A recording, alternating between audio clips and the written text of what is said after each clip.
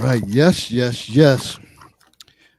I know. Wait a minute. Wait a minute. I'm in the wrong one. Um, we are back again for another episode live in the Counselor's Corner. I am your host, David Lorenzo Glover, aka the Controversial Counselor. Joining me is my co-host, the Big Bad Wolf, Herb Lewis. The wolf ain't hollering tonight. He's congested, but he's on the prowl. All right. All right. If you are interested in joining the panel, we would love to have you join us. Recap from our previous broadcast, The Shadow in the Corner, where the emphasis was placed on child predators.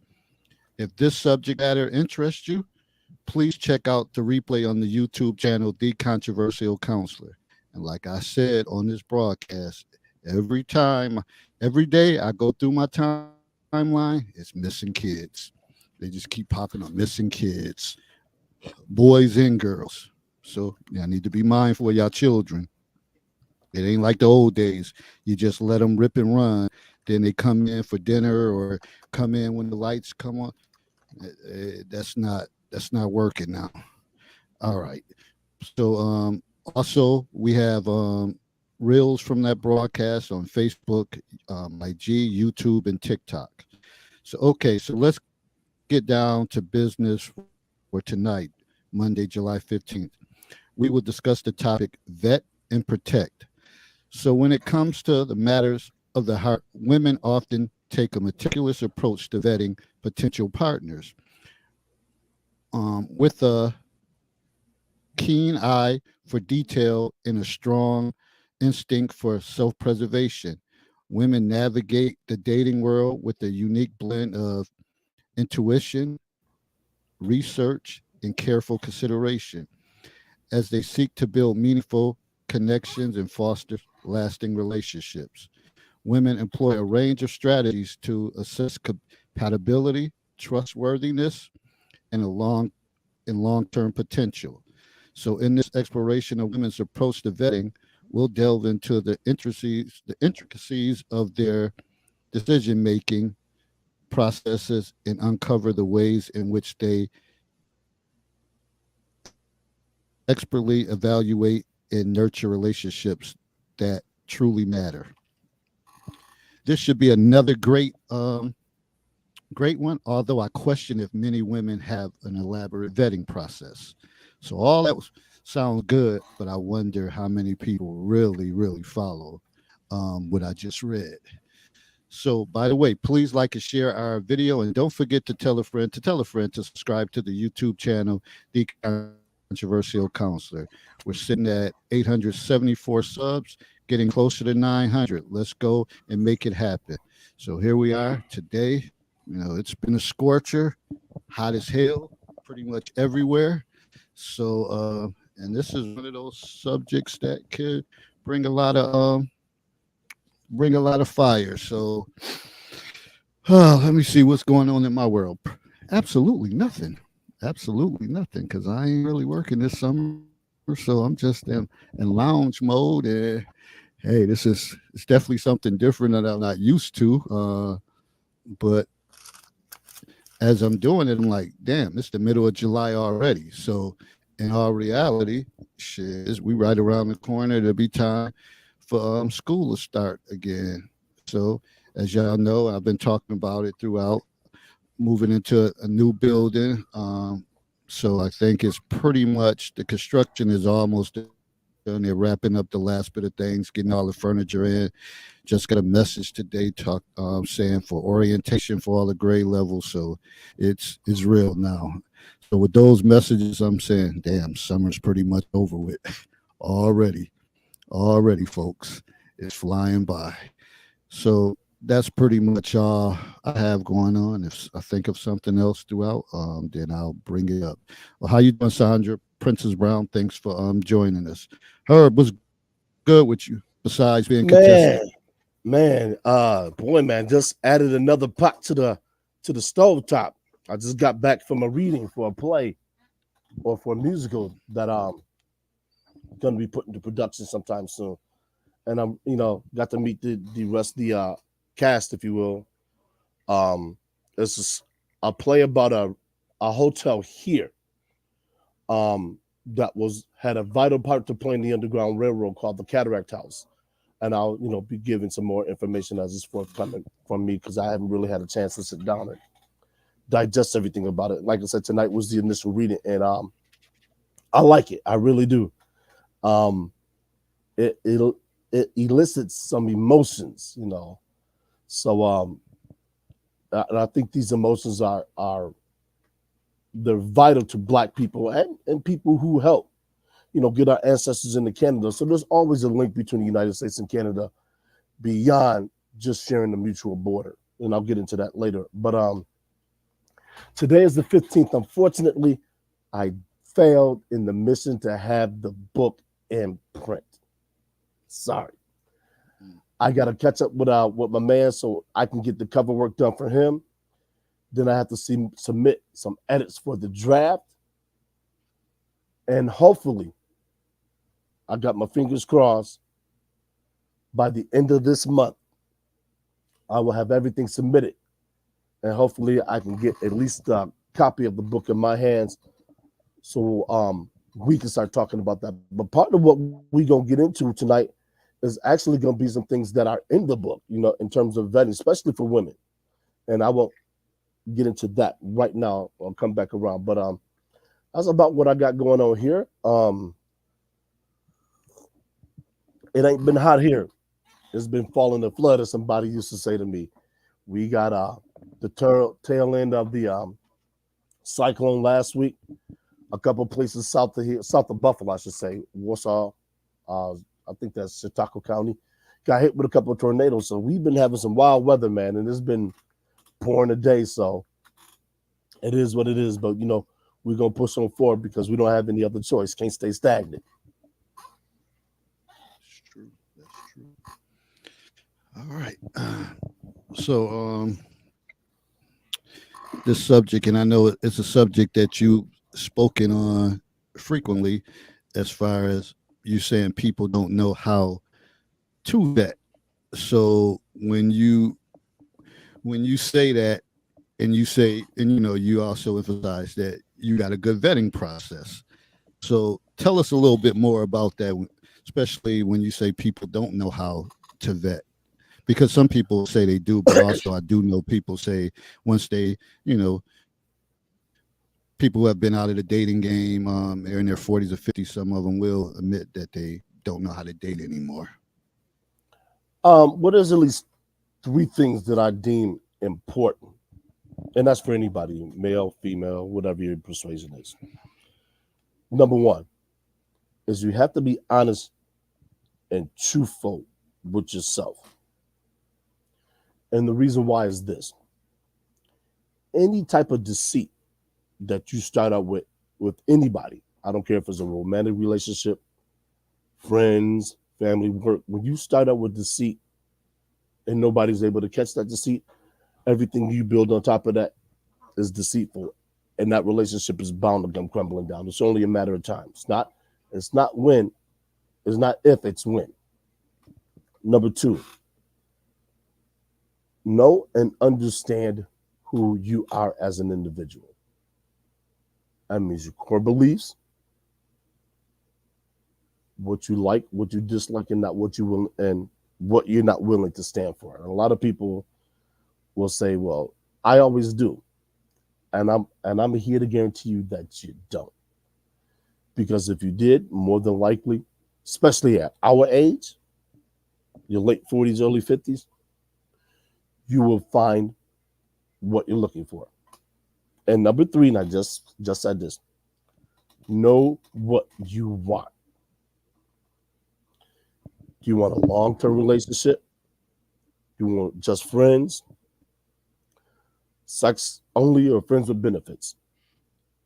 That is going to dictate how you move. In other words, that's going to dictate how you vet the person sitting across from you.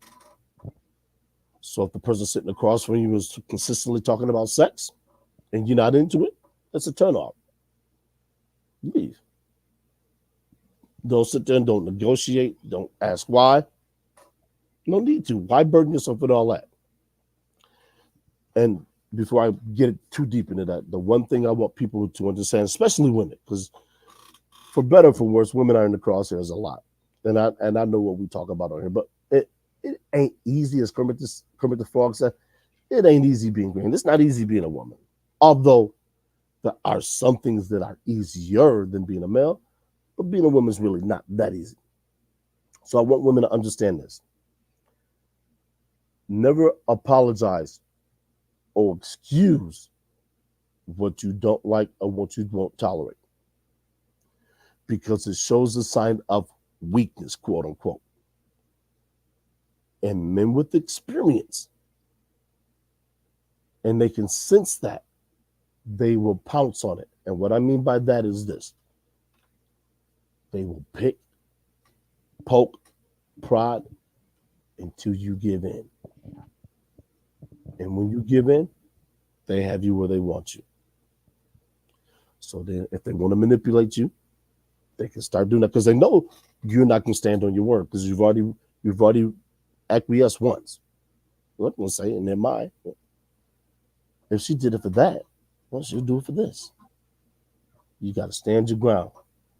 You have to say what you mean and mean what you're saying. I know sometimes something you see, something you hear tickles your fantasy is good for you. You say, but it's really good for you.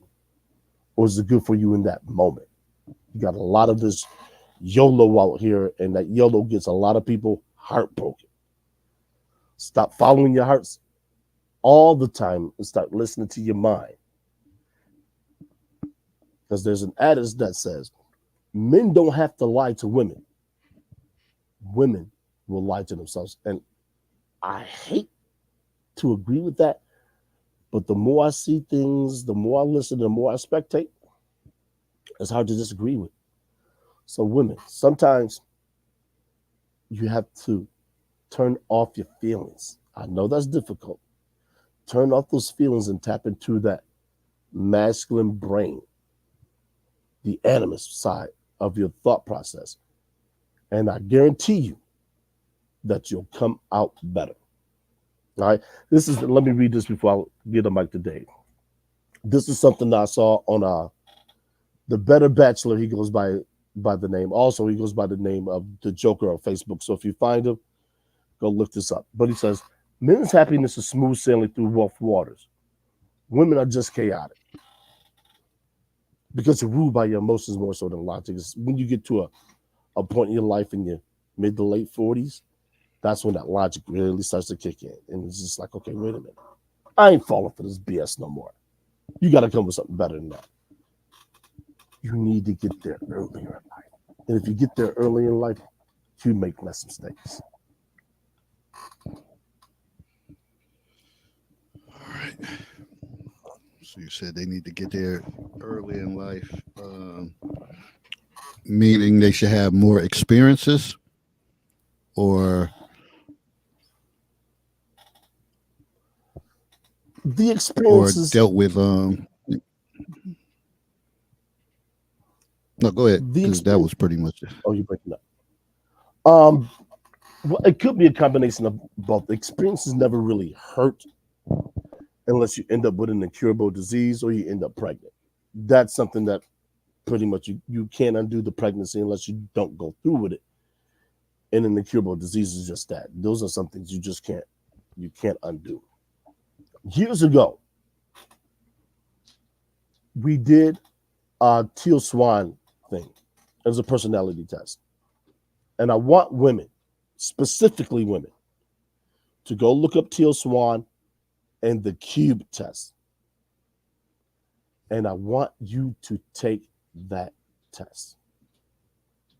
I know it sounds stupid. I mean, take it. You will learn a lot about yourself. Guaranteed. Don't argue with the results. Understand them. So when you do, and you get these results, you'll get into a deeper understanding of who you are. And I'm not talking about your jobs, your kids, all of the ancillary stuff. Who are you at your core? And this is something I discuss in the book. What are your deal breakers? What are things that you don't like? Case in point, if a woman could change two things about herself physically, and there was no dollar amount attached to it. In other words, if you had to undergo surgery or whatever, there was no dollar amount attached to it to cost you anything. What would you do? Those are the two things that you need to work on to become the better version of you, as Kevin Samuels would say. Shout out. When you start to do those things, you become better. You attract better. All that BS that usually come around you, they will take a look at you. They will listen to you speaking and say, you changed. And just nod and say yes. And people who are repelled by it, they're going to leave you alone. They're not going to bother you because they know you're not the same person. So you're not falling for the same shenanigans, and you moved on to bigger and better things. That's a good thing. You have too many people that want to stay where they are because they're comfortable. As you often say, David, in order to get comfortable, you have to get uncomfortable. Do it. Do it, ladies. Get uncomfortable. Get uncomfortable. Get that residue off you. Get, as my girl Denise would say, get that bum residue off you. And residue doesn't necessarily mean dirt.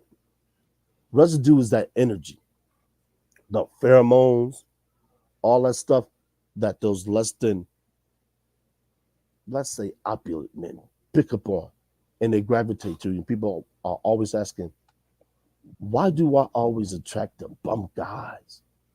Why do I always attract those guys who aren't doing anything, who got drug problems, mommy issues, they alcoholics? There's something about the way you carry yourself. There's something about the places you're visiting, the friends you keep, the things you read about, the TV you watch, that invites that in there, because anything that you invite into your body, you give off in some way, shape, or form. When you talk, breathe, even the way even down to the way you dress. Shout out to BGS. Get that book done, young man. Get that book done. He talks about the uniform. And simply put, the uniform is the kind of clothing you wear. So what kind of clothing do you wear? Low-cut crop tops, pencil skirts, short skirts, heels? Or you dress more conservatively? Seasonal appropriately, of course. Nice pair of shoes, nice pair of form-fitting slacks, not the slacks so tight that if I put a $50 in your pocket, I can see it. Do you leave something for the imagination? Do you leave something for a guy to say, you know what? She's the kind of woman I want to talk to and possibly have a go at it with something substantial. These are all the things that you should consider while you're potentially undergoing a metamorphosis. A lot, yes. But it's going to take that for you to get what you want. So when you hear it, you know that the individual that you invited out for an outing, or he invited you out for an outing, you know that's a person who's cleared out a lot of BS, because you're not entertaining BS anymore. And I think that's the number one problem a lot of women have, is they always talk about, I'm afraid to meet somebody else's representative. They're not going to be true. Well, damn. You're your own representative. You're not being authentic. So how can you complain when you don't meet authentic? Don't be afraid to be you on a date. Go out, be you. Be authentic. One of the things you touched on earlier, you were saying, the company that they keep. And you had mentioned about how some women question and say, how do I always end up with, these bums or these alcoholics or these non-working people, in my face? Well, a lot of times it may be the company that you keep. Sometimes you got to outgrow people, even though you may be friends with them for a long time. And like I often say, sometimes you just got to feed people with a wooden spoon. And another thing is the conversation. I mean, so you don't want to be rude, but sometimes you gotta. Sometimes less is more. Sometimes you can't try to be the most well-liked individual. If you know it's a guy coming and you know he full of shit and his track record is horrible, you probably should have limited conversation. It shouldn't be really much to talk about. Uh, but some of y'all want to go on and conversate and try to be Miss Social Butterfly, and like Herb said, sometimes guys can smell that. If they think you give them some rhythm every time you see them and they talking and they in your face, missing all types of teeth, and going through laughing, giggling, they think they have a shot.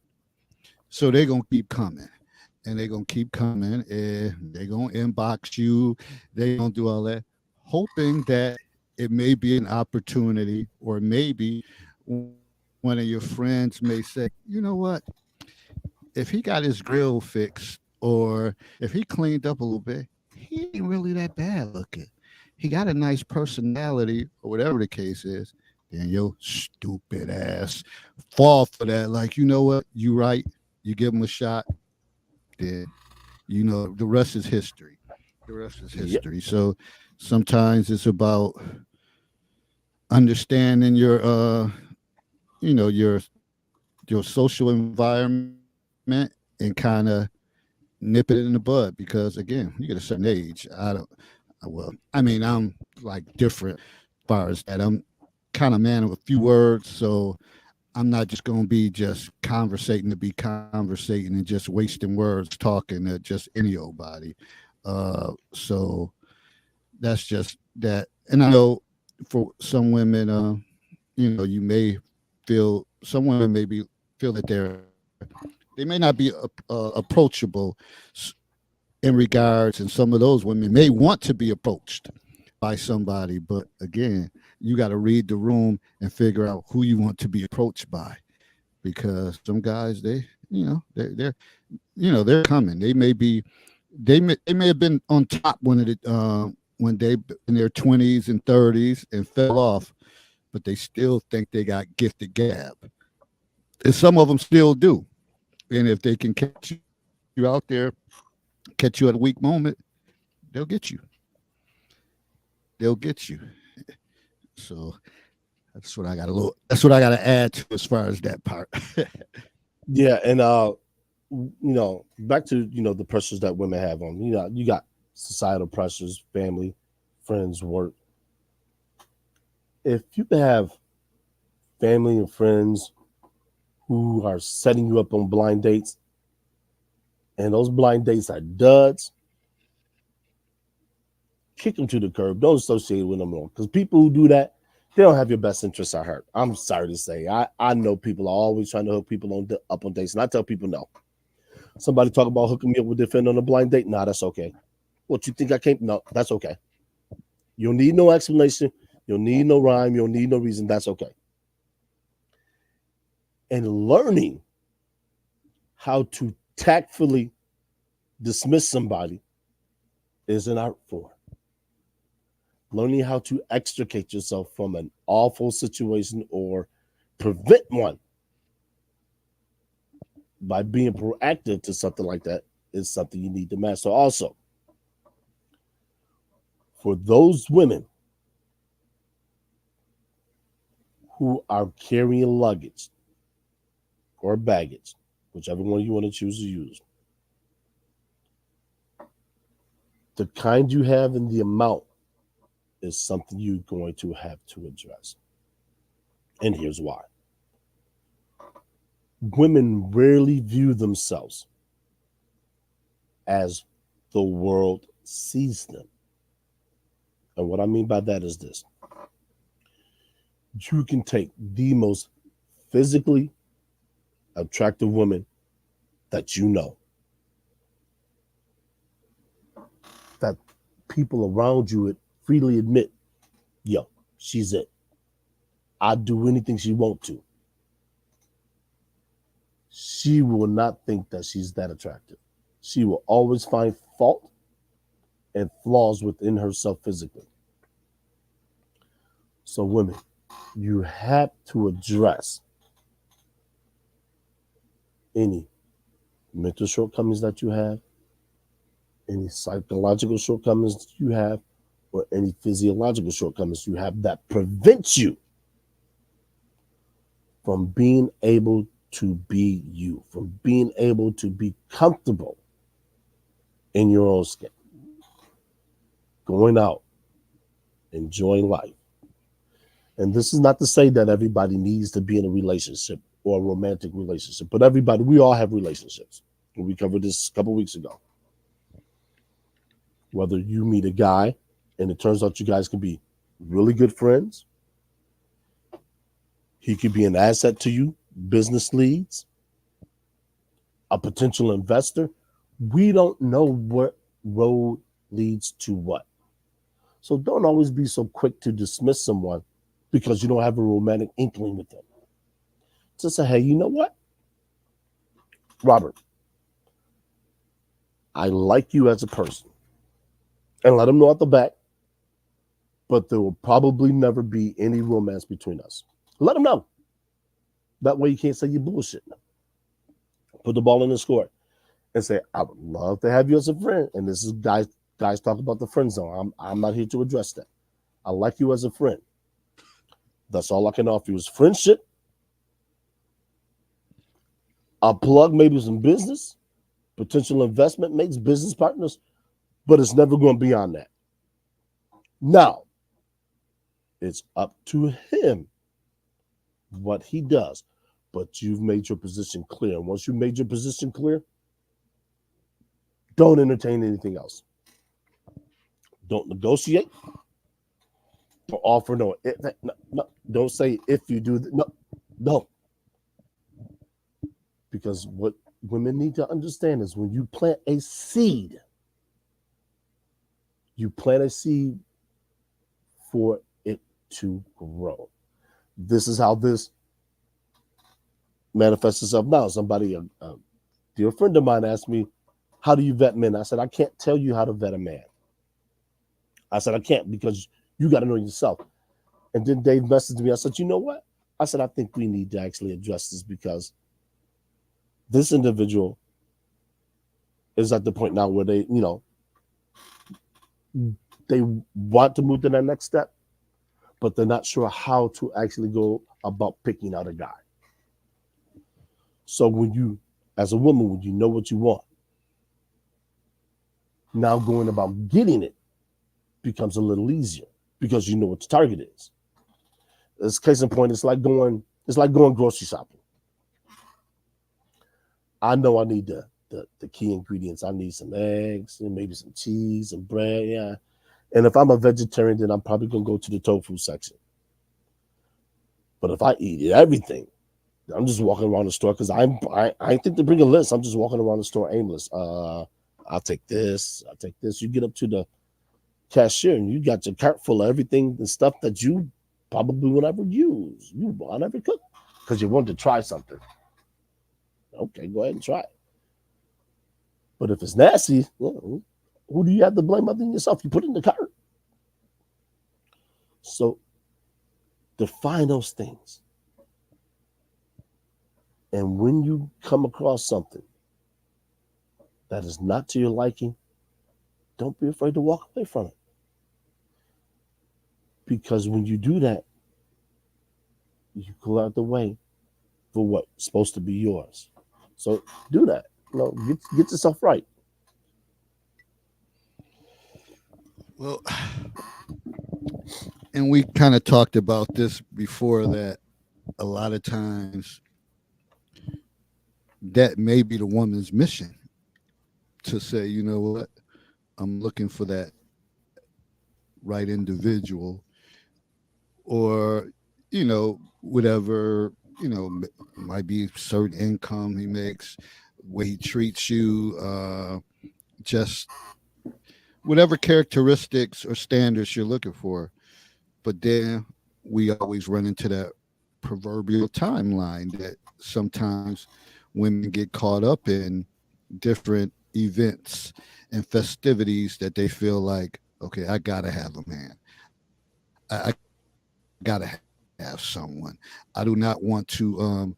Everybody else is gonna be booed up, and I'm the one who always come there, and I'm like a third wheel. So I gotta have someone.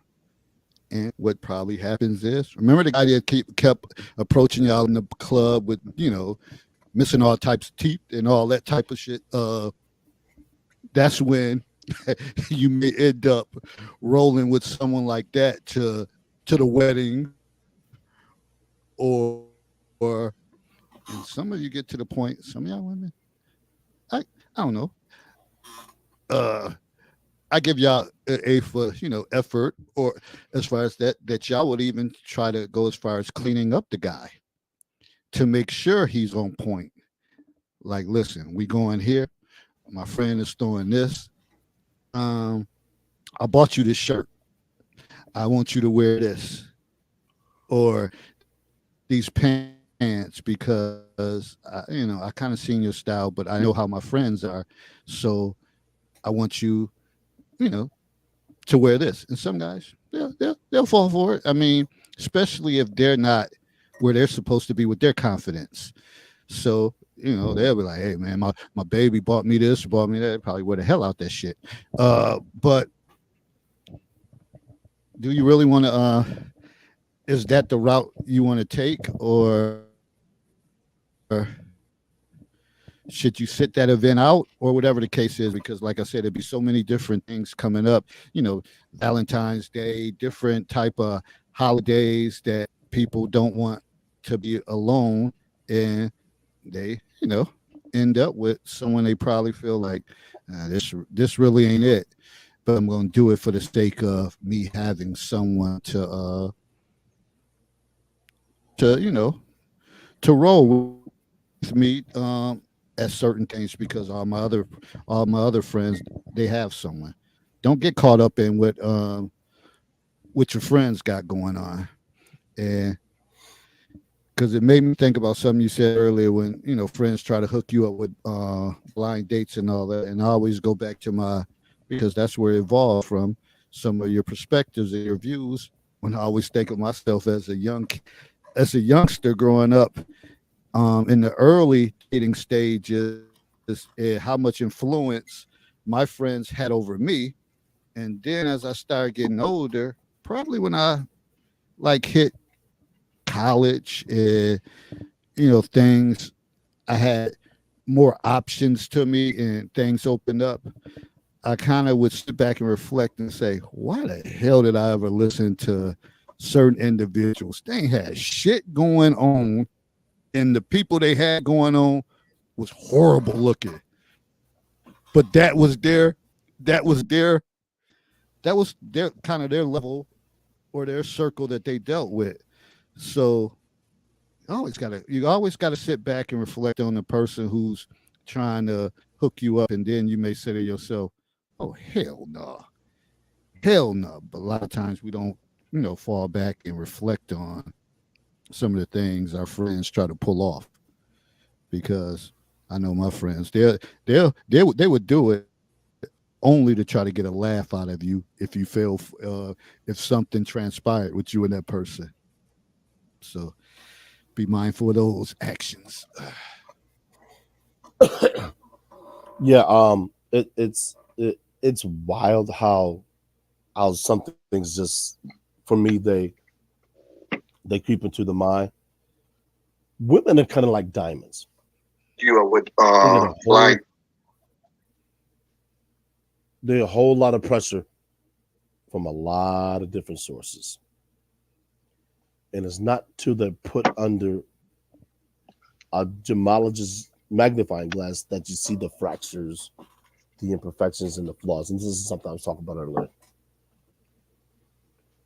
And when you see them, you start to understand why they make some of the decisions that they make. Because a woman, and let's look at it like this. I broke this down. For women, they tend to have 3 life cycles. From 22 to 27, from 32 to 37, and then from 42 to 47.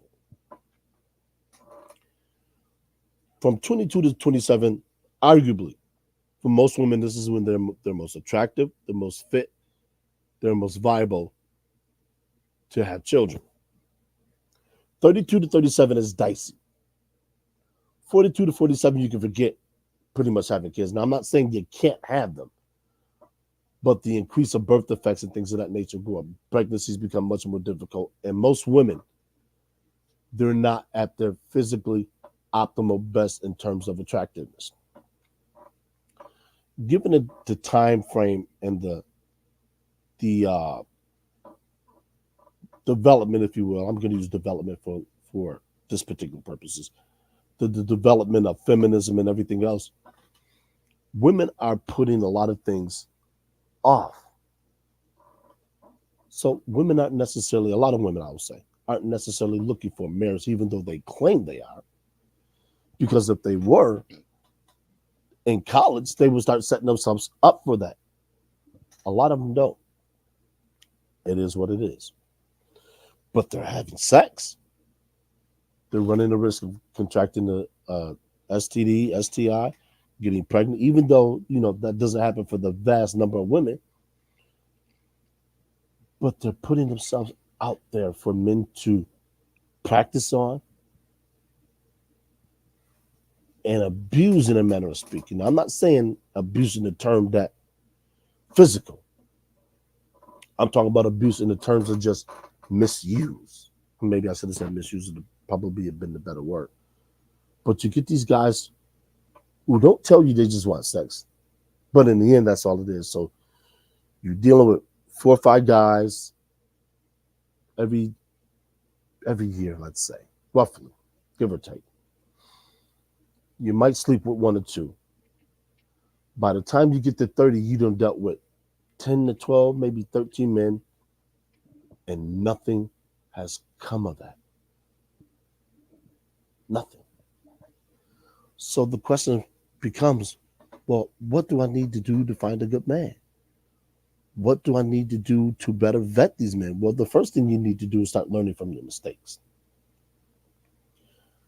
And I'll use myself. When I was 29, 30, I had to ask myself, what kind of women am I dating?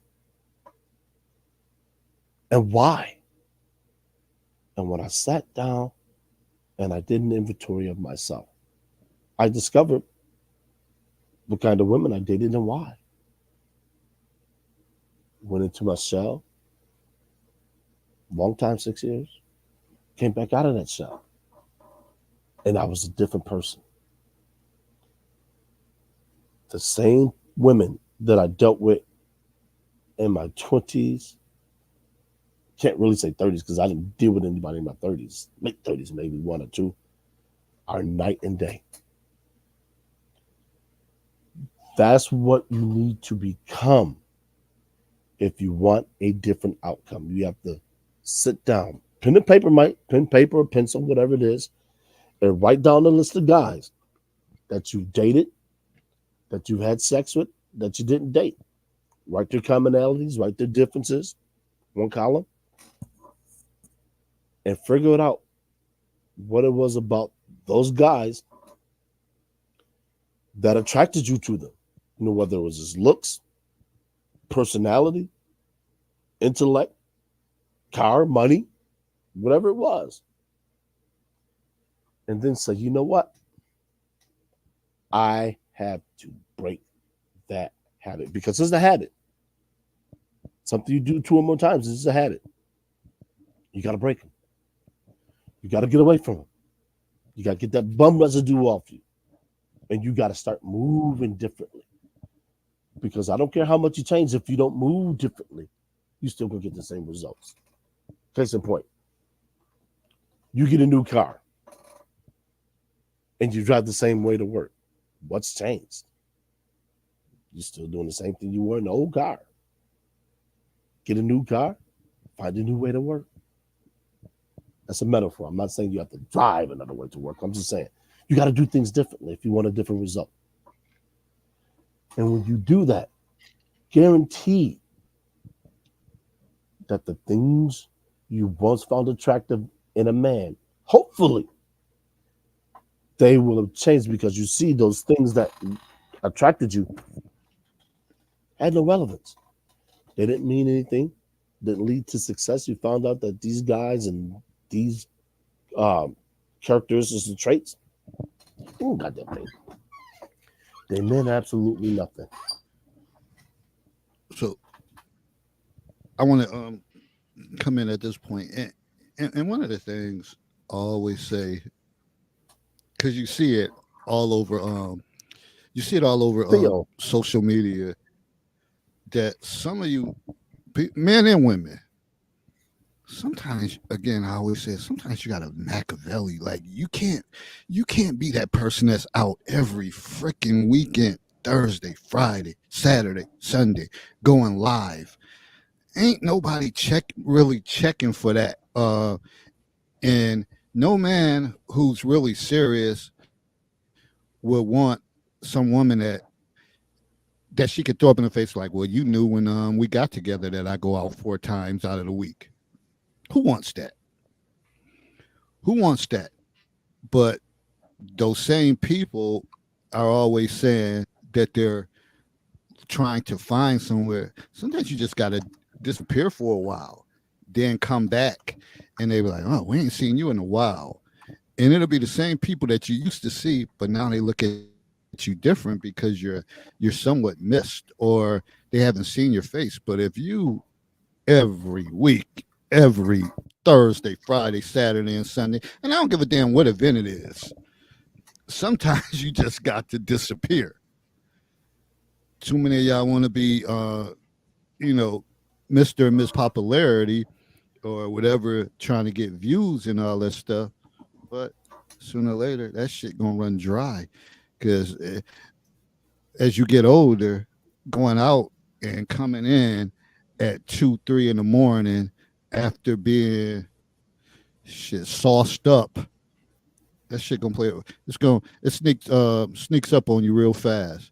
You start looking old as hell. Eventually, it'll catch up, and you'll start looking wore out, beat up. yep. Then you'll be thinking like, "Damn, I remember this guy. Look at him now. He used to try to holler at me a little bit, and now his ass looking at you like you disgust him."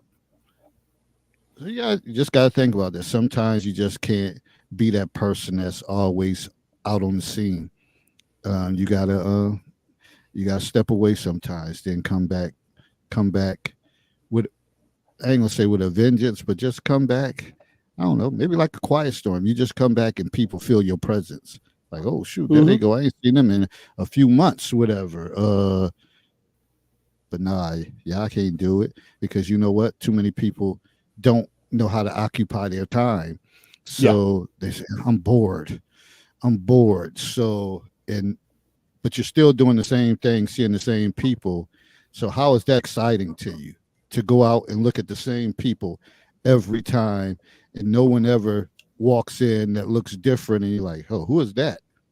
It's the same old raggedy ass people every time. Something for y'all to think about with y'all raggedy asses.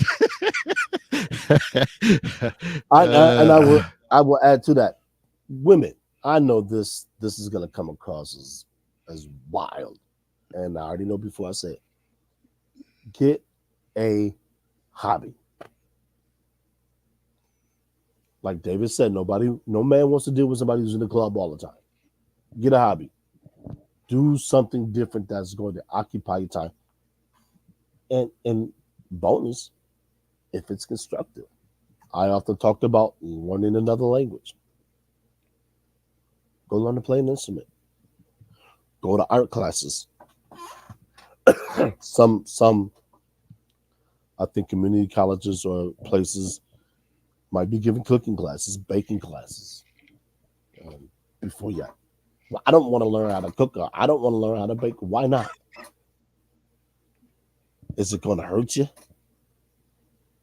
And it's not a woman belong in the kitchen thing because eventually I'm going to take up baking classes myself, at least at some point in time, because me, I'm a fat little person, a little slimmer down, about 26 pounds. But I like my junk food. And the more I read labels, the more I get into nutrition, I realize that as much as I like Little Debbie is not good for me. So now I have to go find little Nancy, and the only place the little Nancy exists is in my kitchen. So I gotta go find little Nancy, meet little Nancy. We gonna sit down and she's gonna walk me through some things, and I'm gonna learn how to bake. So, those oatmeal raisin cookies, I want that a little bit healthier, that might have honey as opposed to high fructose corn syrup, and I'm gonna be able to make some. I'm toss them in the freezer or vacuum seal them or whatever I do. They gonna be there when I want them. And I'm trying to right now, like I said, I'm down 26 pounds. At my heaviest, I was 298. I'm sorry, 289.6 pounds. I got on the scale last night before I went to work. I was 262.2. I'm gonna get to 210, like I told y'all. May not be by the end of September, I think I said, but I'm gonna get there. This is what I need you women to understand. You got to focus on yourself. It's okay to take time for yourself. Fix yourself. Develop yourself. Date yourself. And when I say date, I don't mean going out, going shopping, going to get pedicures and manicures. Yeah, all that's fun and dandy. It makes you feel good. But is that going to attract a man? Is that going to put you in a situation to where if you're out and a man that checks all your boxes sees you, is he going to approach you? Or are you going to approach him? And I'm not saying you have to do anything extravagant. You can walk up to him and say, hey, I dig your style. I like your profile. Can we have a chat? Don't be afraid of rejection. Just like they tell men, don't be afraid of rejection. You might have to make the first move. And if that guy really wants you, guess what? He's going to take care of the rest. Trust me, he will. And that's not because I will. That's not because what I've known men the world over to do. That's how men are wired. But you too. But me too, and all this other politically correct nonsense has kind of put the brakes on that. So you kind of got to grease the skids a little bit. Make it a little easier for that man to ingratiate himself into your company. And then you can start to do the deeper vetting. You can find out what religion he likes. What's his favorite TV show? As a matter of fact, you know what?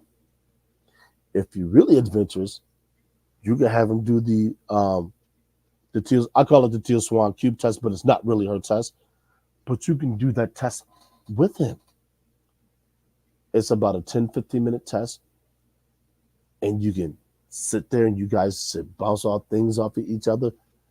And when you understand, and let me, full disclosure with that test, that's not something you're going to memorize doing it once, which is why you want to do it multiple times, because you can call on it and you can sit there with a guy, no pressure, and you can run through this test, and it will give you so much insight into the individual you're sitting across from. And guess what?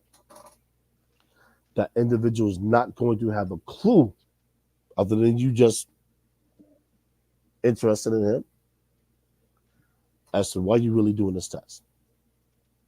It's like the questions I have in the book. I can ask a question that means absolutely nothing to me. I just want to gauge how you act. I just want to gauge how you react. If you answer the question truthfully, bonus. If you don't, oh well. I want to see how you react. And that's what a lot of people don't do. They ask questions always trying to get at some information, and it becomes an inquisition, and it makes somebody uncomfortable. So you don't want to do that. You always want to keep somebody with their guard down. That way they act more natural, they don't suspect anything, and they give you the unfiltered information you want. And then you're better able to make your decision in terms of, do you want to see this person again? Do you want this person to come over your house, or are you just friends? However you want to slide them. But you have to be able to do that first. And a lot of people, they can't do that because they themselves, they're nervous. So how does a person that's nervous? Well, Go ahead. No, and one of the things I always ask, say, if you're going to counseling 101, if you're going to ask a question, you need to be going somewhere with it. You just Mhm. can't ask a question, then there's nothing else, like dead silence. And you don't have no feedback or no counter to the question that you ask, because then the person will be looking like, why the fuck you just asked me that? Whatever. Okay, now I told you. Now what? What you gonna say? Oh, I was just curious. I just want to know. It got to be smooth. It got to be organic. It got to be a conversation developed. You have to be able to counter whatever the response is and be ready for that person's response. But if you just asking questions just to be asking, sooner or later it might backfire on Mhm. you. We have had Anita Baker on here for a while. I don't know if she's ready to talk. I don't know what she was doing, cooking grits earlier when she originally came on. But Anita, you with us? I'm here. Can you hear me? Yeah. Yeah, we heard you. I was trying to get my feet warmed up. Oh, I thought you was cooking grits. Oh, You did said it get sound your, like I was cooking grit? I thought you I was was cooking trying to get grits when you my feet. I was trying to get my feet taken care of. Well, somebody brought me okay. my favorite bottle of wine. That's what I'm doing. I'm not asking. I was going to ask. I'm Yeah, not asking now. yeah, I'm just not asking. Yeah. I'm yeah. I not don't know. asking. If you're gonna ask, go Yeah, somewhere with it. No, I'm not asking the exactly, question. I'm not asking exactly. that question. Segue. Let me tell this story. I was coming home this morning, picking up some bottles and cans as I do, and I found two, not one but two together. Adult paraphernalia. One was a pocket. I can't believe I'm going to actually say this on the air. One was a pocket pussy. A pocket rocket. Wow. And two, I believe it was a penis pump. Don't ask me why. I have no idea.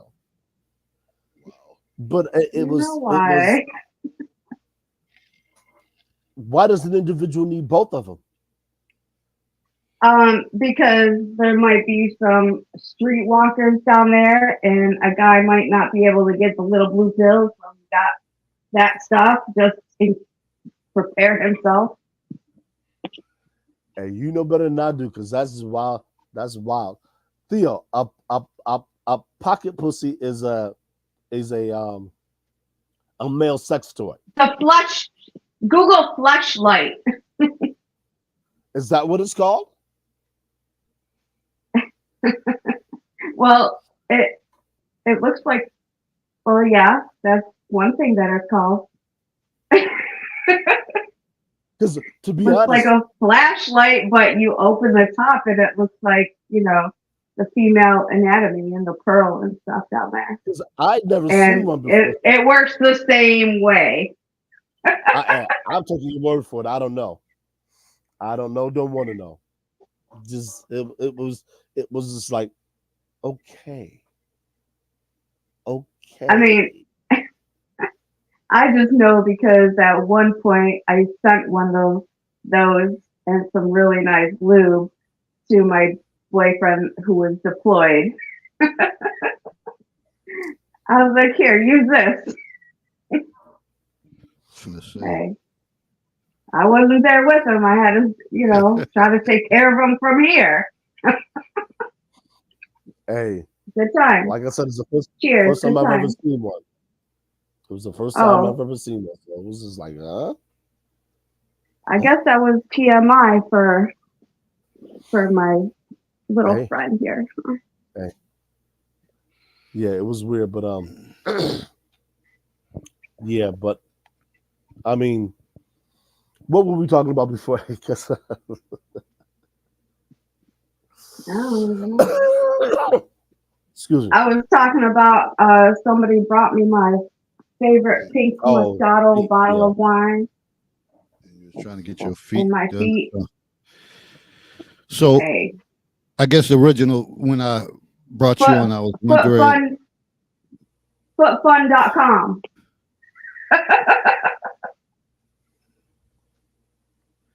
Can't take you nowhere. Um, Can't take you At nowhere. least I have a sense of humor. I ain't never questioned that. We just can't take you nowhere. We can dress you up, but we can't take you out. Yeah, I'm good being me. I'm good not being stuck up like some people I know. Hey, I'm not here to judge. I'm good. I am not here to judge. I just, I just recognize some things and I'm just like, oh, okay, all right. Wine and feet things. I thought maybe you were at a beautician shop sipping on some wine, getting a pedicure. That was Oh my no, that was my fault. not this late at night. Home, Hey, sipping on my maybe Adam can. wine. shit, I thought she was making grits. That's what I thought. Why did it sound like I was making grit? Because there's a lot of I don't know. clanging going Pots on. and pans and shit clinging. Yeah, pots and pans clinging and shit. I was like, Was oh, it? Anita whipping up some grits. Yeah. I mean, I can teach a baking class. I can teach a whole baking class. Grits is one of the worst burns ever in the kitchen. You said worst brands or the food? The worst burn for when it pops up on your skin. Grit. Oh, burn. That's the worst Yeah. burn in the kitchen because it'll cook up your skin. I learned that plenty of times in the army. Yeah. I've been burned by hot Mhm. oil before. I don't know. That was awful. That was I've awful. been burned by a whole bunch of kitchen stuff. I've had the hot goods pop on you, so I don't know, boy. That's some pain. That's some serious Yeah. pain. So I guess Especially when Anita, you're cooking like originally 5 when gallons of them. Oh, go ahead. I guess originally I wanted to ask you what's your vetting process? What does it look like? It doesn't look like anything right now. 'Cause I ain't Prior betting nobody. or overall, you might have an overall plan in mind of so Well, what does it look like? I really didn't even become familiar with the phrase vetting or the word vetting until we mentioned it on here. I'm like, I thought that was only like employers do that, or like, I was confused. So I never even thought about that, I guess.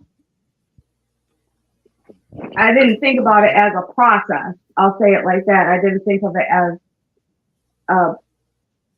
something intentional to write down, like a process.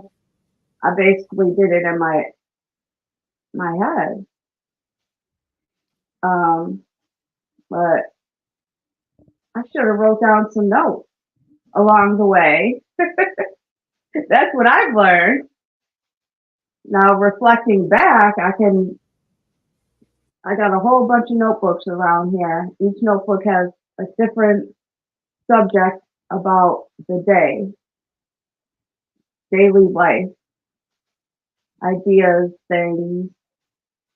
So I think it would be a good idea to reflect and process what I'll say, what the fuck was I thinking?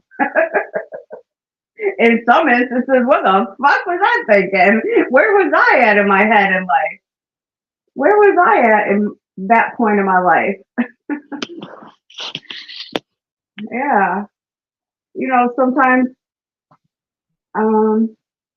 when you go through life stages and adjustments, it takes a while to get the right combination to figure things out. So I've dated somebody who's in the military ever since I was 18 years old, up until 2011. I've always been with a military man. So when I moved in 2011 from Texas, I didn't date anybody. I was just a bookworm. I was just going to college, bookworm, wasn't concerned about anybody, anything except for my grades, because that was the most important thing. But then when I did start, I was like, wow, guys that have never been in the military are a lot different than what I'm accustomed to. Their language is different. The way they move and think is different. So it began to be a whole different ball game. Because, like I said, Were from you intrigued 18 to or you just shocked? hell fucking no, I wasn't intrigued. I was so turned off by their mentality. Hell no. They got some, well, I say the majority of guys that I met, they got some growing up to do. So from 18 to 39, I've always been with a military man. So it's a lot different out here in the civilian world. I'll tell you that. It's crazy. Y'all guys are crazy out here in the civilian world. In what ways? Oh no. In what ways? I Yes. would say more so a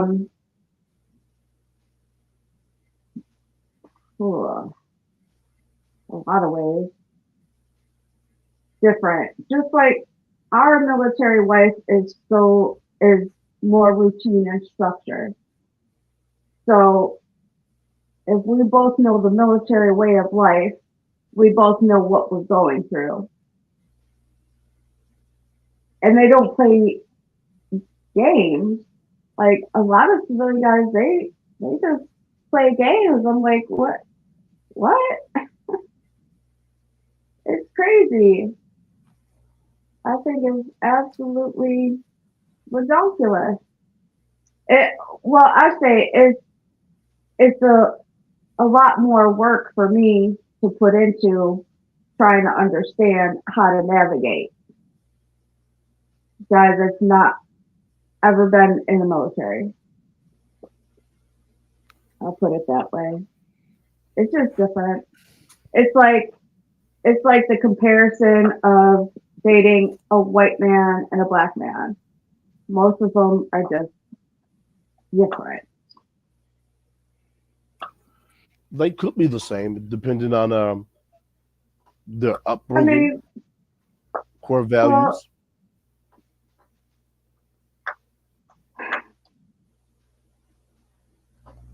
That's what I was I saying at the don't know. top of the show. Women have to get to know who they are, because if you don't, you're gonna be out there free, or she's gonna be out there free willing.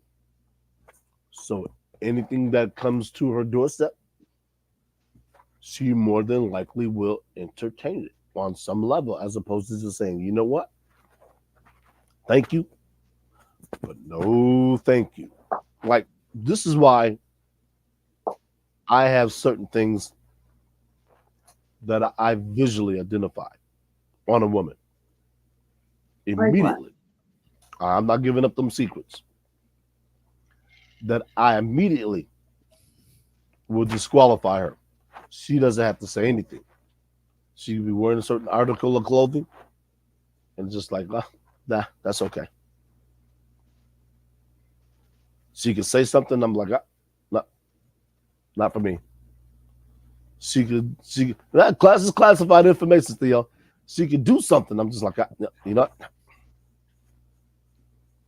that Well, ain't gonna be. her, to be fair, when you want to acknowledge or kind of broaden other people horizons so that they can possibly know, like what some guys may say, no, that's dead, or they don't like that.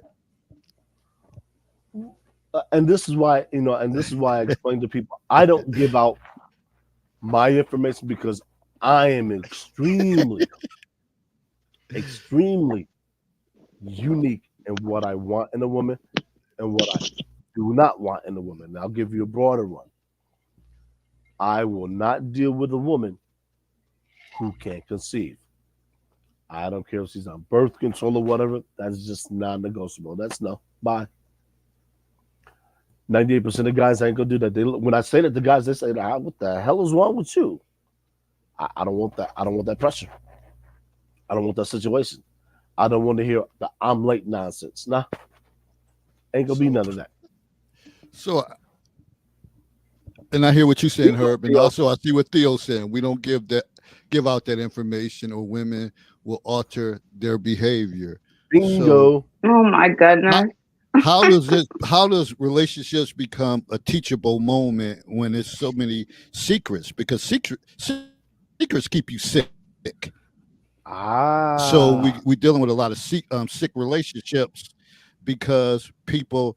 Oh, I'm not saying this. I'm not saying that, because it's all a growing process to me. Like that, some things you have to have some type of adaptability, I think.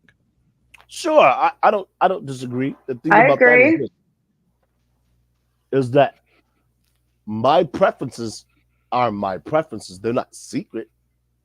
Now, just because I don't share them with somebody, because this is what people have to understand, especially women. If a stranger walked up to a man, I walked up to a woman and asked her 2 questions, possibly 3. What color is your bra? What color is your underwear? And what kind of underwear you wearing? Women would revolt. They would be disgusted and say, "You're a pervert. Get away from me." But he would say, "I need to know that to make a cogent decision about whether what I want to date you or not." And women are gonna say, "How the hell does that determine or give you information into who I am?" Maybe that's how he makes his decisions. I don't know. Which is why I refrain from doing it. I'm not here to tell anyone how to date. I date for me. I know what my things are, things that I like, things that are non-negotiables, things that have me tell you, you know what? Your bus stop is 2.5 miles that way. I'm going this way. And never between shall we meet. So what if it's somebody like, damn, I do like her. I do have some interest in it, but one of the things, something she was wearing really don't set in well with me. Say, for example, if she had long ass nails. Yeah. But other than that, That means her booty crack is probably dirty. Wow. How you gonna wipe your booty crack really good with long ass nails? Wow. That's why I can't have long ass nails. Sometimes I often wonder that too, but I'm just wondering if it's a point that you would say to a woman like, "Listen, you straight, whatever, but do you have to have your nails that long, or is it something that could be negotiated, or is don't move my furniture and you out?"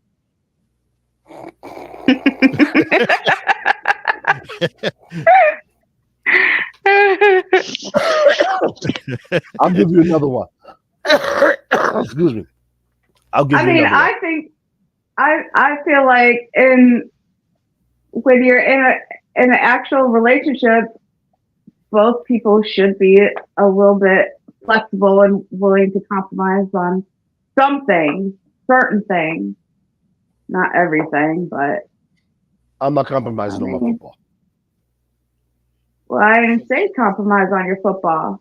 But if you're I'm over saying, here watching football and I know you like Jamaican Me Happy wine coolers, don't you think like, okay, I see your bottle empty. Shouldn't I go get my guest or my man another wine cooler while he's watching football so he don't have to get up? that's not necessarily a compromise. That's doing somebody. There's see when people use the term compromise in a relationship, usually they're giving to get or getting to give, and there's nothing wrong with that. Relationships are generally give and take. There's absolutely nothing wrong with that. I want to reiterate that. So I don't have a problem with doing something for somebody and not necessarily receiving them because usually it comes on the back end anyway. Yeah, But that in usually this, comes full circle. say it again. I said sometimes, yeah, usually sometimes it comes full circle around, comes back around. Well, it should. If it doesn't, then It should, yeah. that's a relationship. As far as I'm concerned, is borderline abusive, and the reason why I say it's borderline abusive is depending on the frequency of the behavior that creates a problem. It eventually it leads to one party being unfulfilled. They'll say, "Well, I always do this for you, but you don't do this for me.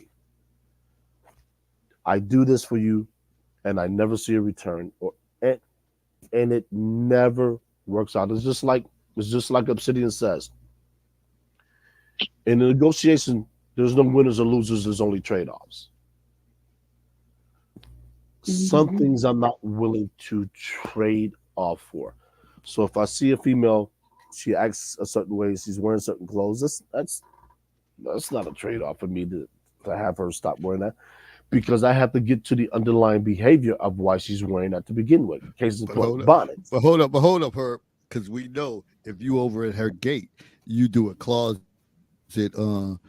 inventory check, and you've known to buy women certain things that you want to see them in, right? Yes, absolutely. Killer, you're a killer, man. Ab- because see, this is the bait and switch that a lot of fellas are up on. Let's say I'm going to a musical in Toronto. I want to take somebody with me. Sure as hell ain't gonna be no man, it's gonna be a female. And the first thing she's gonna say was, "I don't have anything to wear." I got you covered. What's the size? What color do you like? What patterns do you like? So I'm gonna go pick something out for you. See, I'm gonna eliminate the excuses to the point where you tell me you just don't want to go, which is fine. The caveat is this: the next time I plan on going somewhere that I know you're gonna want to go, guess who doesn't get an invite? Mm. You. Because when I offered you something Why? because this is the give and take. I want to go to the musical, you don't. Your excuse or the excuse was I don't have anything to wear. So once I eliminate the excuse, we get down to find out you just didn't want to go because you don't like musicals, as opposed to just saying that and being upfront. This is Some the deceit people, that I was. Go ahead. some people, it's not being deceitful. It's that they don't really know how to communicate so it doesn't make them feel bad telling you something. I don't think Let that's me, necessarily deceitful. deceitful just means to deceive. I, That's yeah, all. I'm aware. I'm aware of what Okay. it means.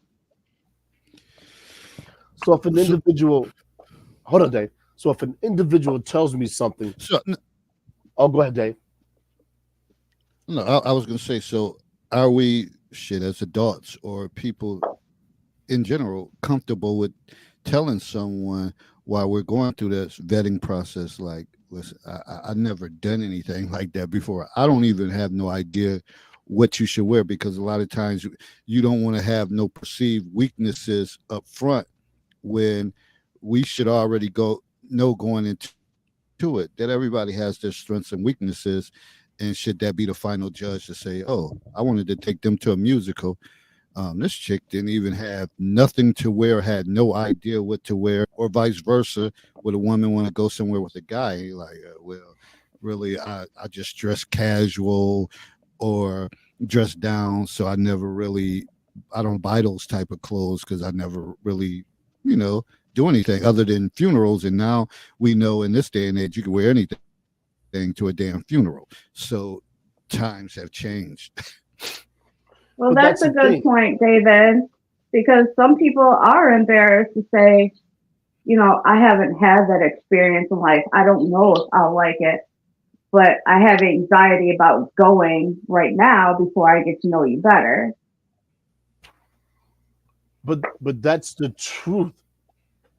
And if an It may individual be the truth, but somebody may be embarrassed to reveal that part of themselves.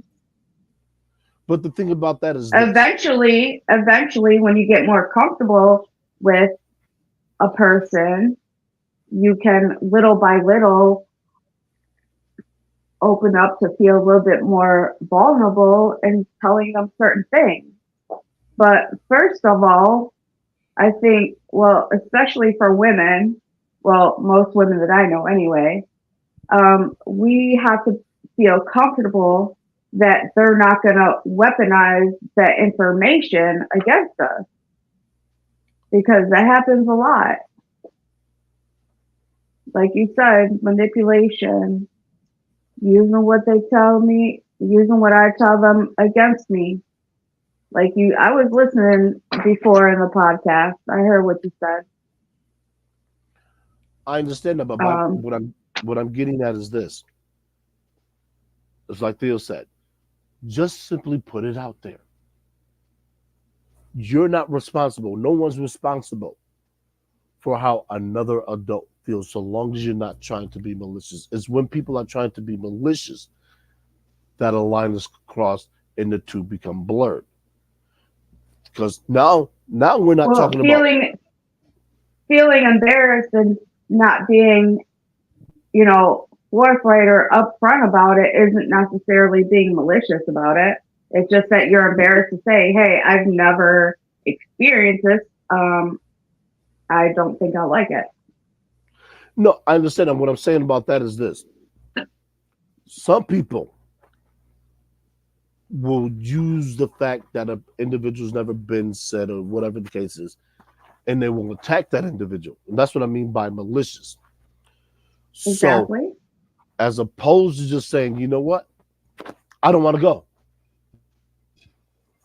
and let things unfold the way that they do. Don't give some nonsense reason about not having something to wear. Because, like I said, a person like me, that doesn't work well. Because I'm taking that excuse right out the toolkit. So either you want to go or you don't Maybe go. maybe men are more more used to, whatever you say. So then, I said more used to, which is a horrible sentence. I said maybe guys are used to saying that more often or being upfront like that more often than women are, because some some women have grown up not having that voice or being kind of unsure or weary about the I don't want to say outcome, repercussions, um, about their reaction or action, especially women that have been in abusive relationships and they used to have a voice. Now they have reverted to somebody that is nice and kind and doesn't want to make waves by being more upfront. just like Theo said, is what I said earlier. you have or that woman, she has to go get whole. If she's out Right. here, hold on. If she's out here dating and she's carrying around that luggage, and that luggage hasn't been sufficiently unpacked and dealt with to the point where she can operate in a dating situation, then she doesn't need to be in that situation, because now you want people to tap dance around whatever it is that makes you uncomfortable, and that's unfair to the other individual. I And a get lot it. of women won't And do that. I get it. And it may not even stem from that. It may mean um, that's just familiar to them from what they've seen their mother, how their mother interacts, and they may not understand that it may become a problem in your own life and relationship. Yes, but we have to keep in mind we're not our parents. We didn't make all the same It, decisions that our parents did. no, I understand that, but the the way you're raised normally has an impact on the way you see the world, I'll say. So if a little girl only sees their parents yelling at each other and that's all she knows, she's gonna think that's normal in a relationship. See, Sure, Just and that's somebody just an eventually. example. That's just an example, and when she gets in the dating world, she might not understand that that's not normal and that is an actual problem. It's Correct. unhealthy. Somebody will pull her aside and say, "Hey, look, why is it that you always yell?" And then she has the option of continuing the behavior or adjusting. Me personally, at this age, I'm not spoon feeding. I don't have. I always say this: I don't have kids, and I'm not spoon feeding an adult. So if an adult has a problem, they're going to address that, but I won't be there, and I'm not going to help. Sorry, see, that's let, what you let, got let, to do. let me chime in and see, and I think that's part of the bigger issue that we have when we talk about the dynamics of relationships, because we don't delve into the past, and the best predictor of the future is the past. So you might find certain issues because of childhood experiences, but we say, a lot of times we say, well, that was back then, and I don't want to go back that far. So you have to be able to have, when you talk about those 100 questions, some of them have to be childhood questions to Oh, start talking absolutely. about Hmm. and opening up about the past, and you'll find out a lot of stuff, and you'll be like, whoa, whoa, whoa, whoa. You might deal with a woman or man, and they say, yeah, you know, and I know if you chronicle this, Herb, it said that you was in foster care or something like that. You might get that information might come out, or certain things, child molestation and all that. Hopefully, it won't get hit that heavy, but I think within conversation and good questioning, some of that stuff all comes out, and Right. then you're able to make more informed decisions to say, no, I like her, but that's a lot. It's just too much that I'm willing to take on. Or you may say, hey, I'm built for it, and I'm gonna help. We're gonna work through this, or whatever the case is. So, but a lot of that has to come probably. But again, it's the level of questioning or what's put out there that kind of gets to that. You just don't want to come off and ask direct questions like that. It's ways that you lead into questions, lead into questions based on the way they answer certain things. Yeah. But it's a lot. And, yeah. And tact is always necessary. You don't want to. You want information, but you want to be able to go about it in a manner that doesn't make you look like a brute, which is something else I talk about in the book. Is you don't know what journey somebody's on, Hmm. and in order to avoid re-triggering somebody or sending them back down a path that they've already come from. You want to be able to phrase things in a way that you can get the information without being bored. So I think I can't remember um, who said the phrase "the art of being." I think it's something like that. You have to learn of being. You have to learn the art of tact, or the art of tact is telling somebody off without offending, or something to that extent. Paraphrasing, of course. So I mean, that's the thing. You have to be able to, and it's a skill. Make no doubt about it. It's a skill. You have to be able to get in, get the information, and get out without the individual ever knowing you were there. And this is what people are robbed of when they're consistently on their cell phones, they're using social media, and they're not out there face to face having conversations with people that will help them. Because you don't date using phones, you date in person. You don't you don't have relationships, at least good solid ones over the phone. You do in person. Unless you're doing remote work, you show up to work and you work.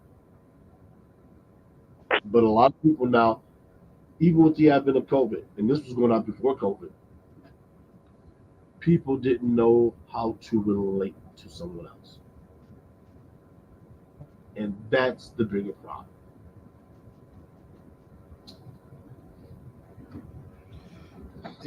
And also, And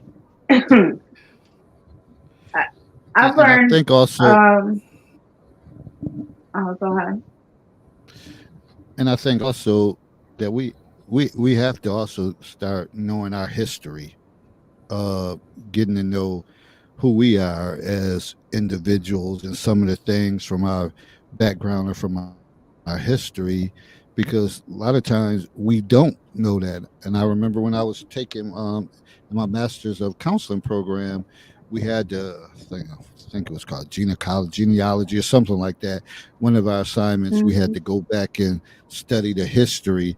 And I sat with my grandmother, and she kind of told me how they got from Alabama to all the way to Niagara Falls, but she was telling me certain things like these were the alcoholics in the family. This people they had suffered diabetes or cancer and stuff like that. And I was just like, wow. Then we talked about income and things of that nature, and I was sitting there like kind of blown. I think this was like on a um, Friday evening. I was like, man, I could be somewhere sipping on something, but I had this assignment due, and I was just like, it was just like overwhelming the information, and then you start thinking like, damn, this is why certain people are the way that they are, and a lot of times we don't have no understanding, but I guess that's part about having love for yourself and knowing who you are as Yeah. a person. And I know you originally led off with that, heard when you was talking about vetting, knowing who you are. A lot of we don't know who the hell we are. We don't. We think we do, but we really don't. It's a lot of missing pieces onto why do I behave the way I behave? Why am I so angry like this? Why do I Mhm. get upset like that? You know why? Because your mom or your daddy did it, or your grandparents was like that. That's why. But a lot of times we don't know. Mhm. Why am I depressed? Because mental health runs in your family. Why am I suicidal? Because Mhm. a couple people before you committed suicide in your family. Shit is deep. You better start thinking about that shit and wake up. I've Absolutely. learned. I've learned. Usually, I've learned to look at and listen how a man talks about his mother and treats his mother, because that can have a substantial impact on how he treats you, Careful. good or bad. Hmm. It could be good. It could be ineffective. If his mother treated him badly, how do you believe he's going to speak of her?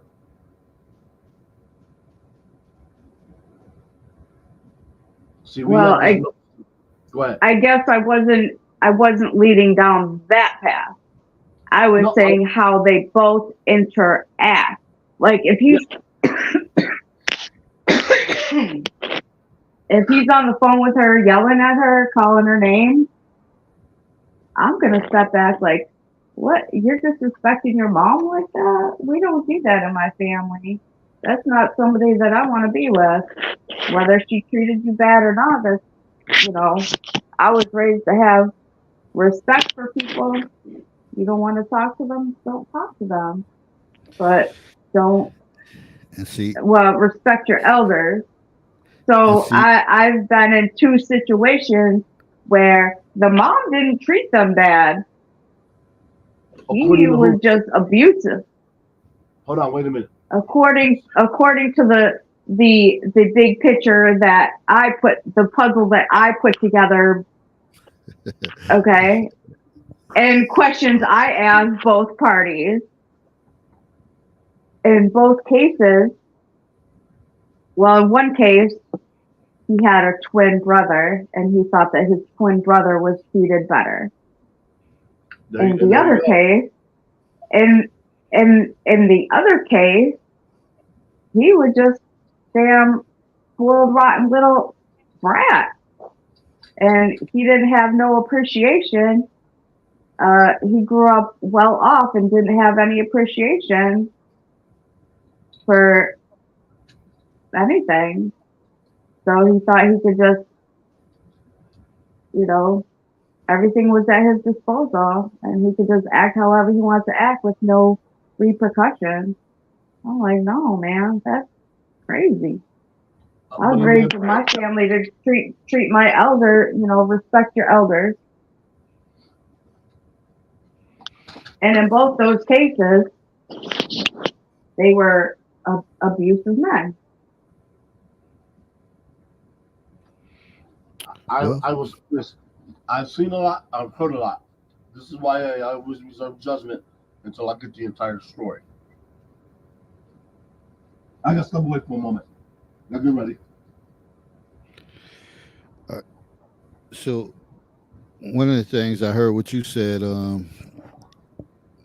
Anita, and that's why we can't, certain situations we may say, well, I was raised like this, we shouldn't do this or do that. But we never know, we never know the intensity of the pain of what somebody else went through.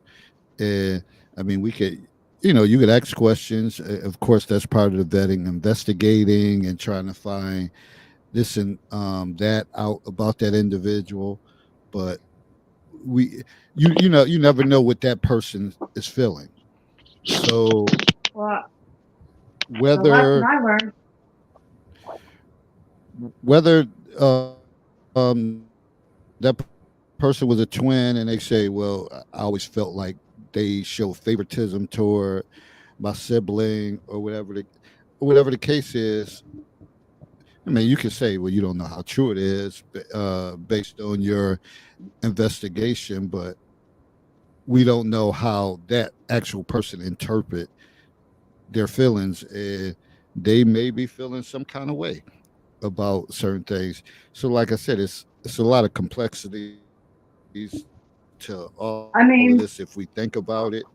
And you know, one of the things that's true. we already in a sensitive culture dating stage, but and we're probably adding more layers onto it that people don't really want to get involved with that person's childhood experience, but that shapes and molds everything. I mean, You can't skip a part of it. You can't go all the way from uh high school to a career person without looking at adolescent and pre-adolescent you're right.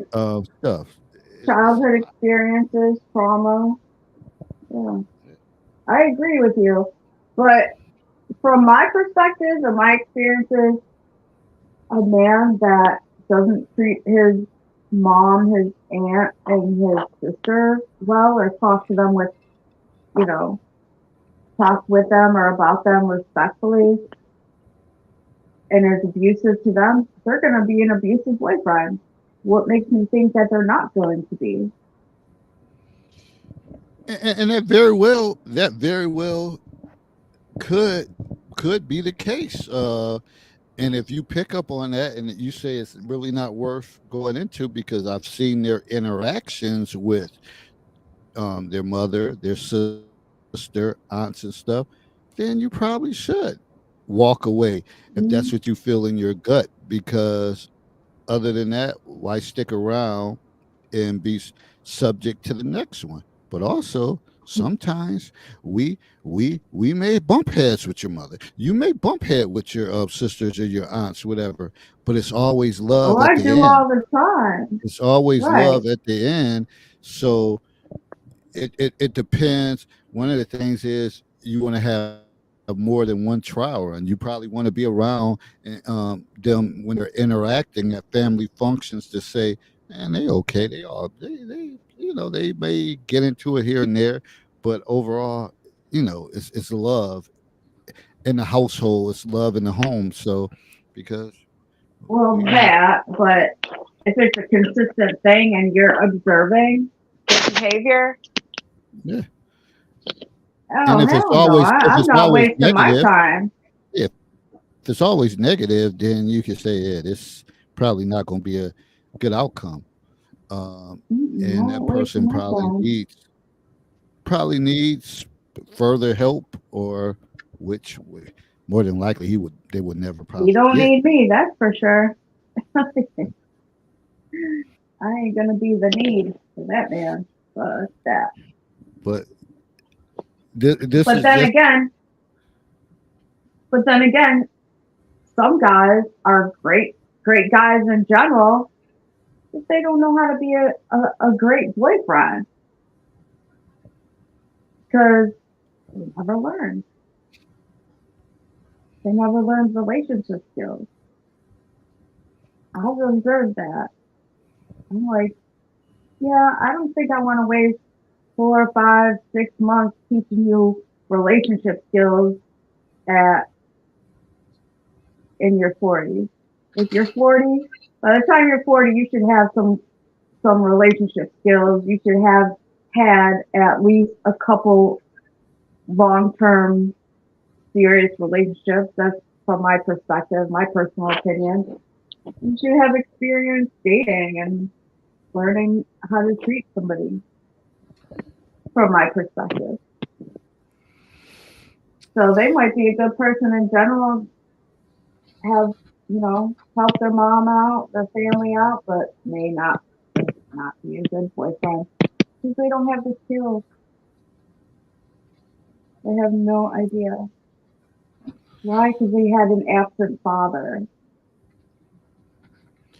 And that may be the issue, and you may say it don't fit in with your timeline, and you may not have the patience to stay around. Some other people may feel like, oh, he's a little raw.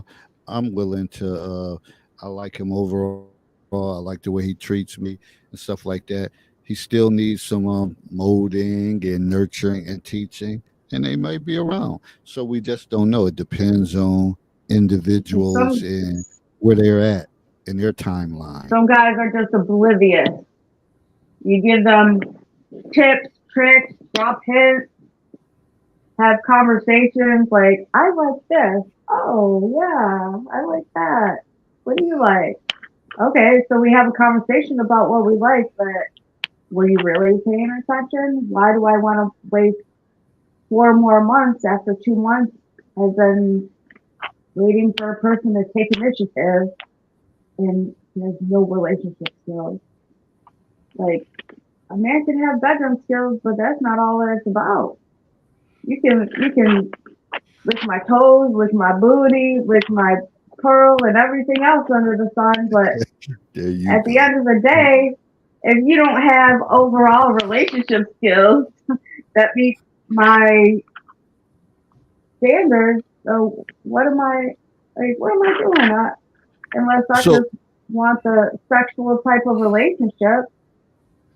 So let's get this right. So I'm just not down to waste my time like that. So when you mention if I'm dating with a purpose or dating with intent, and that's all you got to offer is good skills, can't waste my good bedroom skills on that. well, how you know your bedroom skills are good? Like, so that's just kind of like subjective, like bedroom skills. Because how do people I enhance their bedroom skills? I'm not gonna tell the details on here. No, I'm just saying. I mean, nobody said I have room for improvement, so I never had any complaints. But just saying, Don't most people say that?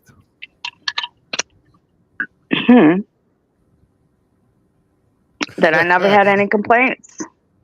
Like Theo said, oh, now she has secrets. Secrets keep you Yeah, sick. I have secrets because Theo, my man Theo over here, is talking about we don't give that information because then she'll alter her behaviors. No, a woman's still going to be who they are. I'm just generally curious about each man's likes and dislikes. I'm generally curious. I'm a curious cat. Or a When do you curious think- kitten, I'll say. No. Huh? When are you trying to find out those likes and dislikes? At what stage of the relationship? What are you talking about? You said you're curious. You want to know about a man's likes. I wasn't talking about I was talking about, like, for instance, you, Dave, and Theo. I'm generally curious about some things that Theo said that we can't divulge the information because then she'll alter her behaviors. Yes, but what he was talking. So he didn't want to say anything on here. No, hold on. You have to look at the context of when that was made. You can't apply that now. He was talking about what David was asking me about in terms of what I wouldn't or wouldn't like on a female. I'm not giving that. I know, I heard the conversation. So you can't apply that to this because you're applying it incorrectly.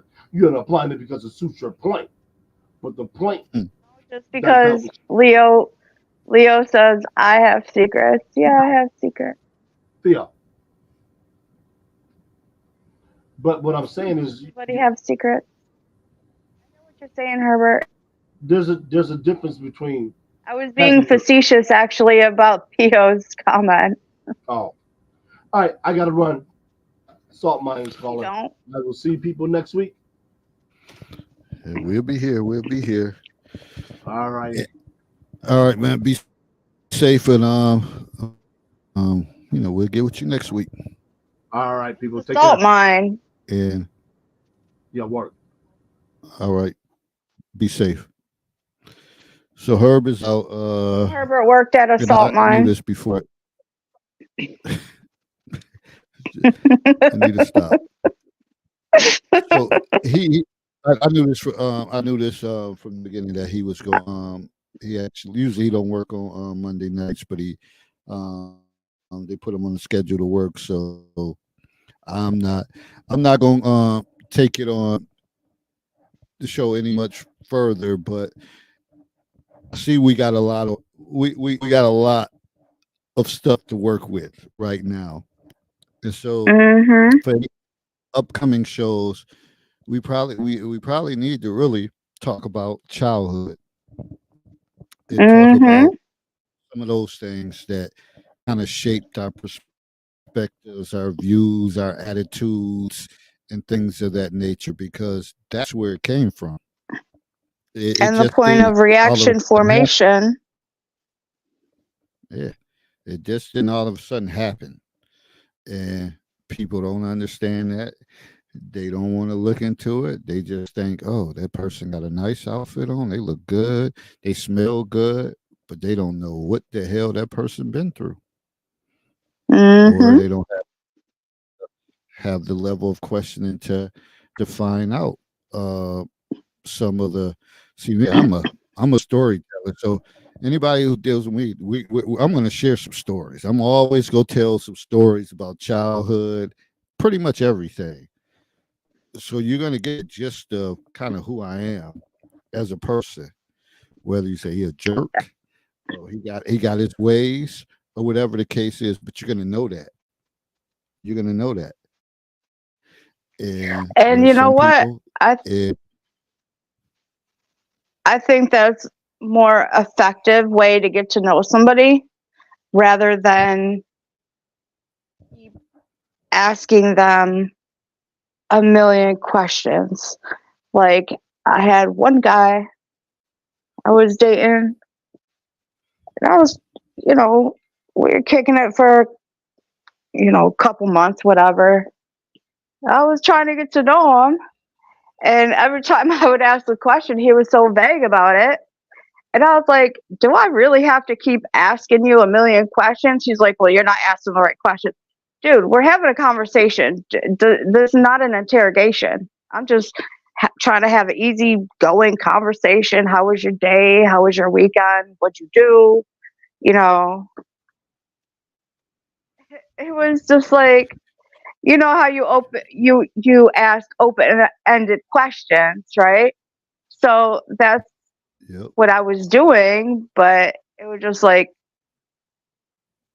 how was your day? Fine. What'd you do? Network. Then I had to ask a million more questions instead of him just having a simple conversation, so I didn't have to ask a million questions. I'm like, yo, man, that's not not the way we need to be communicating, because I can't get to know somebody like that. Well, and that just shows you a few of those interactions with somebody like that, then it's time like, yo, this ain't when it becomes a struggle to get anything out and you don't have free flowing conversation with that person. Oh, what's the point of moving forward? It's really no point. Exactly. So Exactly. I'm not trying to that's waste one. my time, energy, effort on nobody that can't meet Theo the said that guy wasn't into minimum you. standard. That guy wasn't into you. No, the guy was into me. He just didn't know how to communicate. He didn't know how to have a conversation. He was like very, what do you say, David? Like flat? Is that the right word? Yes, affect could have been flat, but if that doesn't do for you, because I think when somebody's really into you, you could bring out the best in them, and all of a sudden they open up and they share things and they show you a different side. But that's not a one size fit all model. Some people that's just their affect. They're just flat, blunted, no matter Right. what you say or whatever the case is. It's like blah blah blah blah blah. But if that's not what you're looking for, some low energy type of person, then you should know right there, like he didn't answer the questions. He wasn't like that. His Mm-mm. energy is very low. This is a snooze fest. I'm out.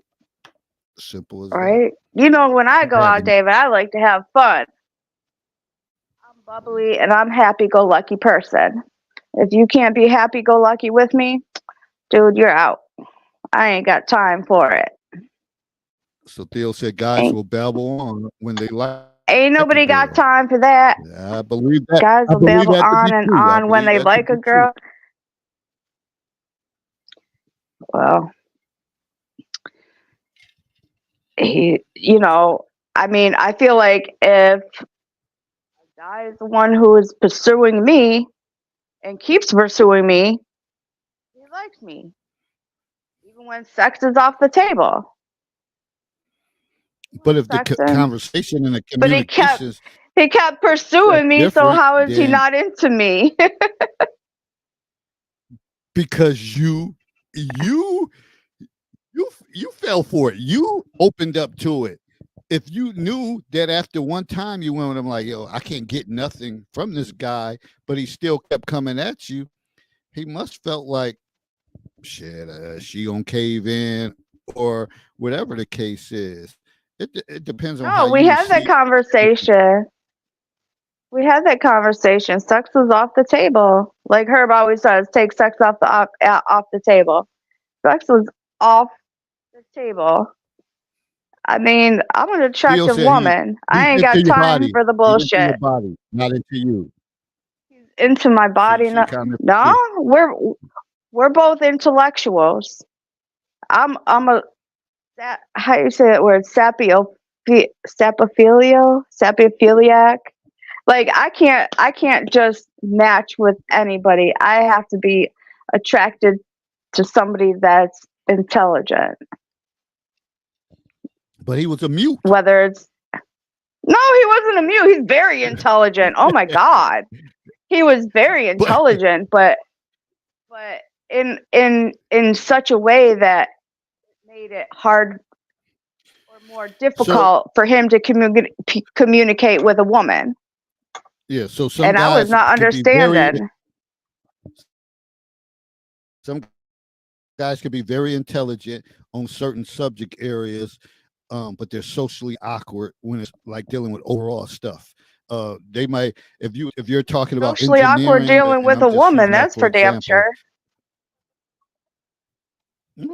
Well, then that's the issue. Okay, guys. Okay, so if he's into computers and IT type of stuff, he knows computer language, He may, not women language. he may go on and on and on about that. Sort of like shit, like Aspergerish, whoever, like and talk about the same subject. Exactly. But if you ask them about everyday life about something, he ain't got shit to say. So Exactly like person you what want. you're describing right now. I was like, yo. And the dude is like, I'll say 41 and hasn't had like a real serious relationship. Okay. He's not well rounded. He only had like one, right. He's not well versed in the dating. And I was like, why haven't you had a serious relationship in like, that was a year and a half ago? And I was like, He's socially well, awkward. and I'm like, well, why haven't you been in a serious relationship 10 years ago? And he was like, I don't know. What do you mean you don't know? You ain't pick up that he was socially awkward? No. Oh, okay. Not at all. Until we were one-on-one having some conversations and trying to date, and he just wasn't, he was missing the whole process. I'm like, yep, I ain't got time for this. I do not have time for this. I am all the right package at the wrong address. There you have it. And I am not willing to lower my standards to be with somebody that is not treating me how I expect. Nope, ain't gonna do it. Too old for that. Nope. I don't think it was the point that he was trying to mistreat you. I just don't think he knew what to do. He didn't know. Well, how if to, I tell you point blank, pursue, like next level conversation. if I tell you point blank, I don't like the way you do this. You need to make some, for example, I'll say, for example, think of an example. You need to make some date plans. I don't want to be the man in the relationship. I want to bring my feminine energy. You be the man. You make the date plans. You tell me. But then he was act like he was confused about it. So I'm like, okay, this is what I want to do. Do I really have to be like bossy? I'm done being Sergeant H. I just want to be. I don't want to be Sergeant H anymore and be in charge. done with that life. I'm on to the next. So It was just crazy. So why don't people, when you realize, okay, he doesn't have the great executive functioning skills to organize, to come up with a date. So if you realize that, why wouldn't you say, I like this guy. We're going to work on something together. We're going to plan a nice evening or afternoon together, and y'all do it together instead of putting the onus on him when you know that he wasn't capable of doing it. Okay, good point. And I tried that tactic. It was like me trying to teach a little kid how to tie his shoes. I tried that tactic. I'm like, dude, when we first met, you said, I told you how I like to be treated.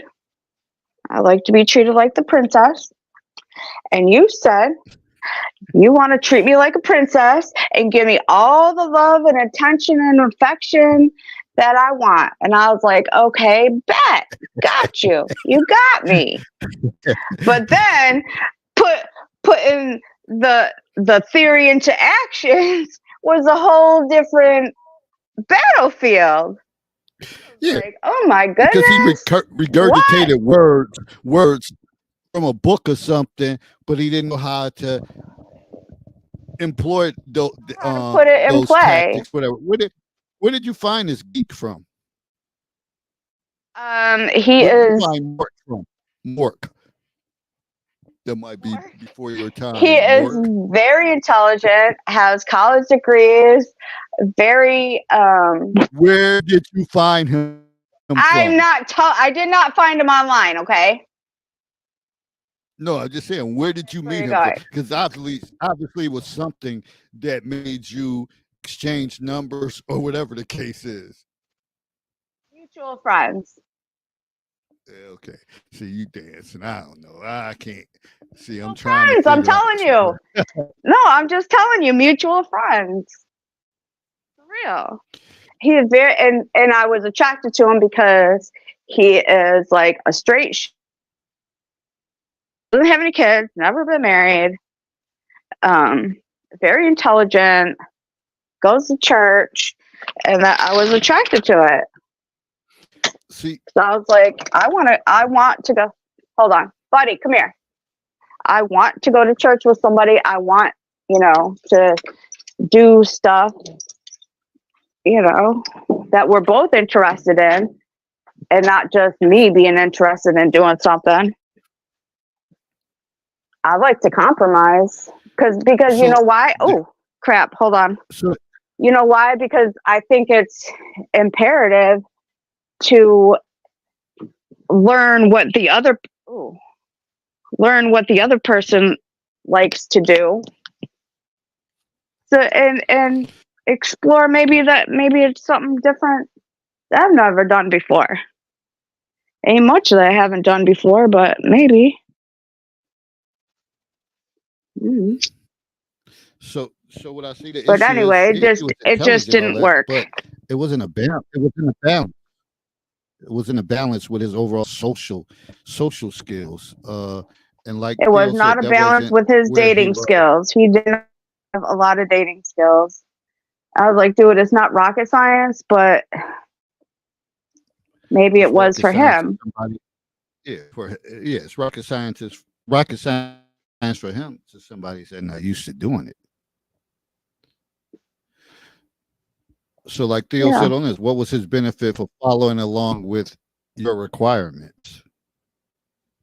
It wasn't no benefit. He gets my company. That was the benefit. Getting to know me. Getting to be in my presence. Just like that, because I'm good people and I like to treat a man well. I like to find out. I will say I like to find a man likes to be treated.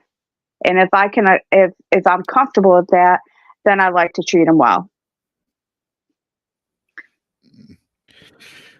Company equals insufficient. Leo, you funny boy. You funny. Nah, I'm a prize. I'm a diamond, I know my worth. But don't most people say they're the prize or they know their worth? Don't most people? Is that the trendy thing to say? I know my worth. I know my worth. Okay, I know my But- worth enough not to put up with bullshit. But Not I to remember put up with somebody that's not compatible with my dating skills. But He didn't have to remember, change. I remember my grandparents used to say, "Boy or girl, you ain't worth shit. You ain't worth a dime." Sometimes people really not worth a dime or ain't worth shit, but they know they worth. But they'll never admit to say, "Shit, I ain't really worth shit." Because real That's is real. true. You know when you ain't on top of your game, but no, most people won't say it. Like, shit, I'm a work in progress. Well, I ain't got shit going on. You never gonna step to somebody at your lowest level, although you may be at your lowest level. I mean, So- everybody's a work in progress. I'm a work in progress, but still, I know how I know I like to treat a man well. I don't treat a man like shit. I'm not a bitch. I'm very outgoing, and if somebody can't handle that, you just not for me. What if he said? What if he thought to himself, "She's too aggressive"? I wasn't being aggressive. We talked was about kinda what saying- we like to do, and you know, have you ever, for an example, have you ever been to a social painting event? That's something I like to do. What do you like to do? Oh, you like to play pinball? Okay, I can get down with that. You know, even though I don't play pinball or darts or pool, I'm not good at any of those. But I feel like I can enjoy something like that. Seeing a man enjoy something that he likes to do is enjoyable to me. For the most part, like we're not gonna go rock out at a strip club. That's not enjoyable. But you know, Well, so yeah, connection. anyway, that was a misconnection. And I'm like, well, he can And it, stay single for all I happens. No care harm, because no he's been foul. single. No harm, no foul. He's been single so long. I think he maybe is so comfortable being single that he really just doesn't know how to date. Why you mad? Which is a common no, I'm just saying, which is a common issue with people that been single so long. They get so comfortable with themselves, you know, being so, I don't want to use this word, but independent, being by themselves all the time, or not having a significant other, that they just don't have dating skills. I might choose wrong men, but trial and error. Trial and error. Eventually you find out. You know? So it is what it is. I'm It's real. I'm Trying to get comfortable. I'm happy. Working on my health, being Army strong, and exercising when I get up, walking my dog for about I'm up to 1.3 miles I could walk now. Remember the last time when we had that 2021? I was walking with a cane. I didn't ever think I was going to not have a cane. My doctors even said they don't know how I progressed as far as I did so fast. I'm only winning an argument to herself. You funny. Oh, I'm just saying. I'm It's trying to true get, for men and women. Sometimes they are single for so long, they forget what it's like to have a partner. because they're been so comfortable all this time, not fitting anybody else in. I've seen women post that. I've been single so long, I'm comfortable. And I've heard men say that too. I've been single so long, I'm comfortable. So, that might have been the case with him. yeah. But I'm not going to waste my time either, you know? I only have so much patience. And if it ain't jiving, it ain't jiving. I just sent you the link, Theo. If you want to come on and school Anita on life.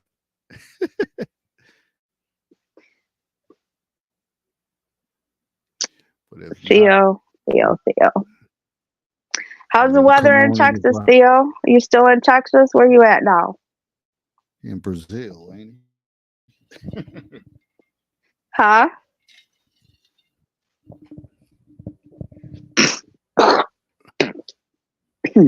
Hopefully come on, because after a while, I'm going to wrap it up.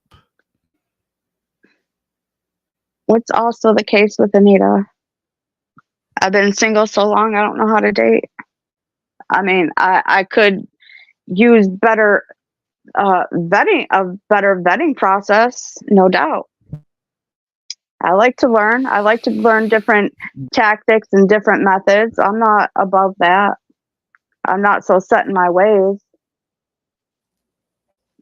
where I can't learn. Well, I think the interesting thing about on here, nobody claims to be an expert. We just those things out there, and we talk about it.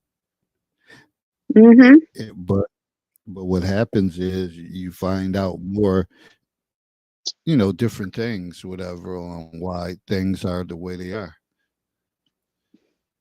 What's going on, brother? Doing well. I didn't do a podcast tonight because Trump shooting.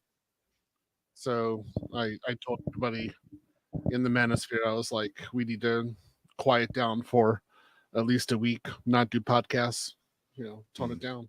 So that's what they decided to do. So that's why I'm just sitting. I'm actually working for Japan right now, and I saw you popped up on YouTube, and I was like, okay, I'll go over there. It's interesting. Let's go have fun.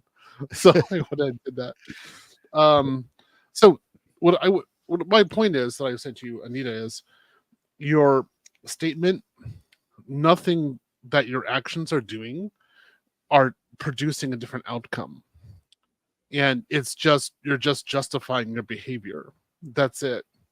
And you can find fault if it helps you sleep at night, but if there's no change, there's no progress towards the goals that you're to achieve, it's just lost. That's it.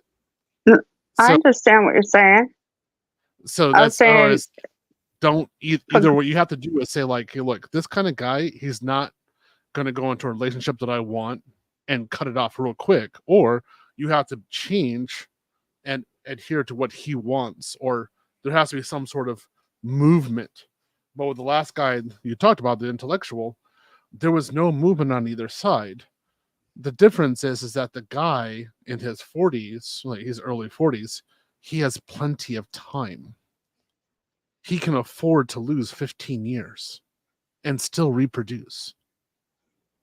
It won't be anything to him. You don't have time. What do you mean reproduce? Like have kids? Oh. He didn't want to have kids. Right? So then he didn't want to have kids. What he can do that later on if he wants to. He's operating in an environment where he can definitely do what he wants. Whereas you specifically, okay, let's look at it. What are your long-term goals that you really have you're trying to achieve? Oops, hold on, I lost you guys. Oh,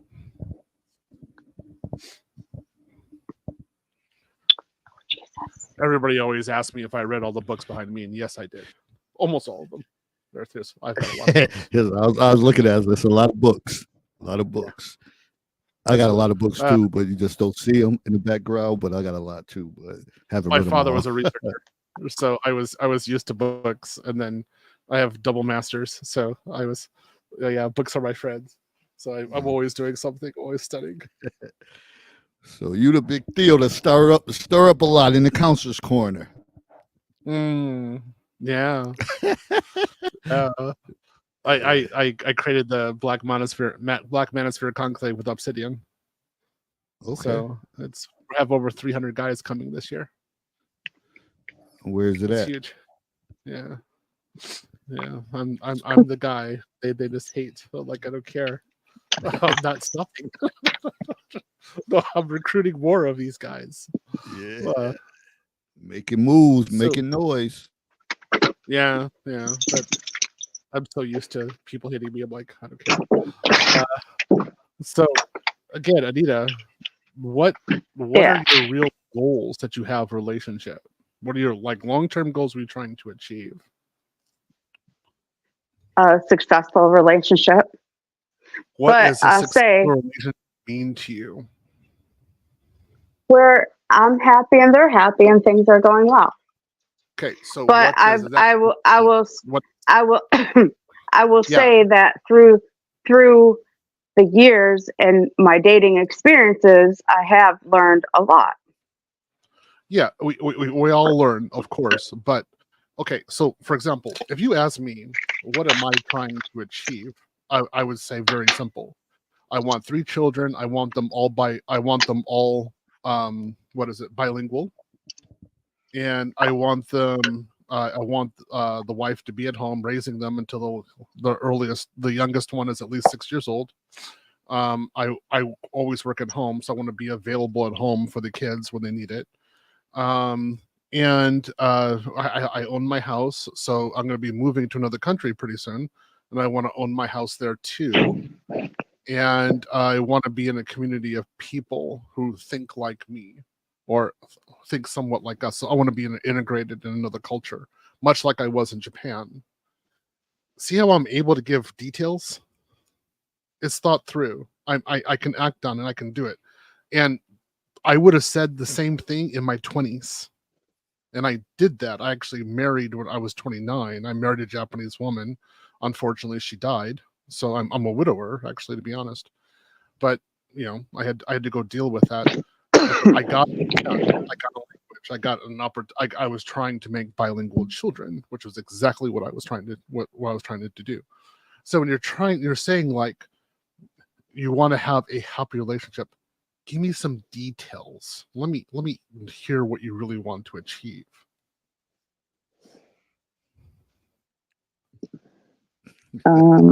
Details about both of us being happy, effective communication, our vibe is good, long-term goals, marriage. I don't want children of my own. If he has children, that's gonna be a different lifestyle to me. Okay. I have my own house and my own money, so I don't. If you're part of the household, I do expect a man to contribute to the. Yeah, but we're not talking Financial- about money. Right there. We're talking about the kind of notice when I was speaking, I didn't say anything about money. There's no consideration. It was really the situation. It's like Sunday night. What situation do you have when you're at the dinner table? How does that work? How does the dynamic work on that? And you have Sunday dinner, the same Sunday dinner year after year. So how is that really going to work? That's what I'm really focusing on. And that's what I'm trying to get from you. How is that? I'm trying to envision what would that be like? Because if you say you just want to be happy, that's totally subjective and could change at any point, literally. So it's like the wind. It's impossible to attain unless you define what that happiness really means. I got you. Right. Somebody that's gonna go to church with me. I want to be more involved in the community, and somebody that has the same financial goals. Can I say that? Financial goals Sure, financial goals as are to fine. be as to say not needlessly spending on, I'll say, like video games online. To me, if you're, that's like gambling, being a compulsive gambler to me. I don't want that. Somebody that knows like what they want, obviously, and what they're ready for. What do you want to achieve with your partner within a relationship? A healthy, loving relationship. Just loving. Nothing else. What do you mean? Well, usually in a relationship, there's love. Okay, yeah, that's fine, but there's also something that you both achieve together. So, for example, when I was married before with my late wife, we made a company together. We were very good. I used IT in there, but she also did translation. So we actually specialized in localizing Western technical data, technical manuals to Japan. My late wife was very effective in this, and that took years of work because I had to help train her to actually speak in English. She didn't speak English at all. We only spoke in Japanese, to be honest. So I had to help train her, get her used to things, get her certified. But we had a vision together that we were going to do this, and she became extremely good. And companies today still use some of her manuals that she helped to author or localize. So this is a part of something that we did together within the marriage. It wasn't just, yeah, I like you because you're beautiful and everything. No, there was more to it than that. I also, in her hometown, I helped youths, like usually elementary school students, to actually speak in English, to learn English, because that area didn't have that many foreigners. So I actually, especially at holidays, I would actually do some sort of organization with the parent-in-laws and actually go out there and learn something. These are just additional activities that are just a part of a relationship. That's it. So when I'm So asking Theo, you were saying your goals is more on the. So you're saying your go ahead. goals is more on the more global way of thinking, more impactful things you were trying to bring to a relationship, other than Yeah, just because you saying got your to have happiness. something more to relationship than just like we're pretty and we're happy together. That it'll die. So you have to have Well, some I understand that. right. So that's what I'm trying to think. Like, how do you envision yourself together with your man? What's really going on? What are you guys doing together outside? Like, that's people from the outside say, "Wow, Anita and her man. This is what these two really mean." Okay, I get it. I haven't really thought like that. I've never been married. The guy I thought I was going to marry, he passed away while we were in the army. Mm. And Yeah. now that I'm not in a military town anymore, it's kind of a little bit more difficult to date and engage on common goals, I guess. So common goals is important. I don't want somebody to be with me just for my looks and my bedroom business. Obviously, it's got to be more substance to it.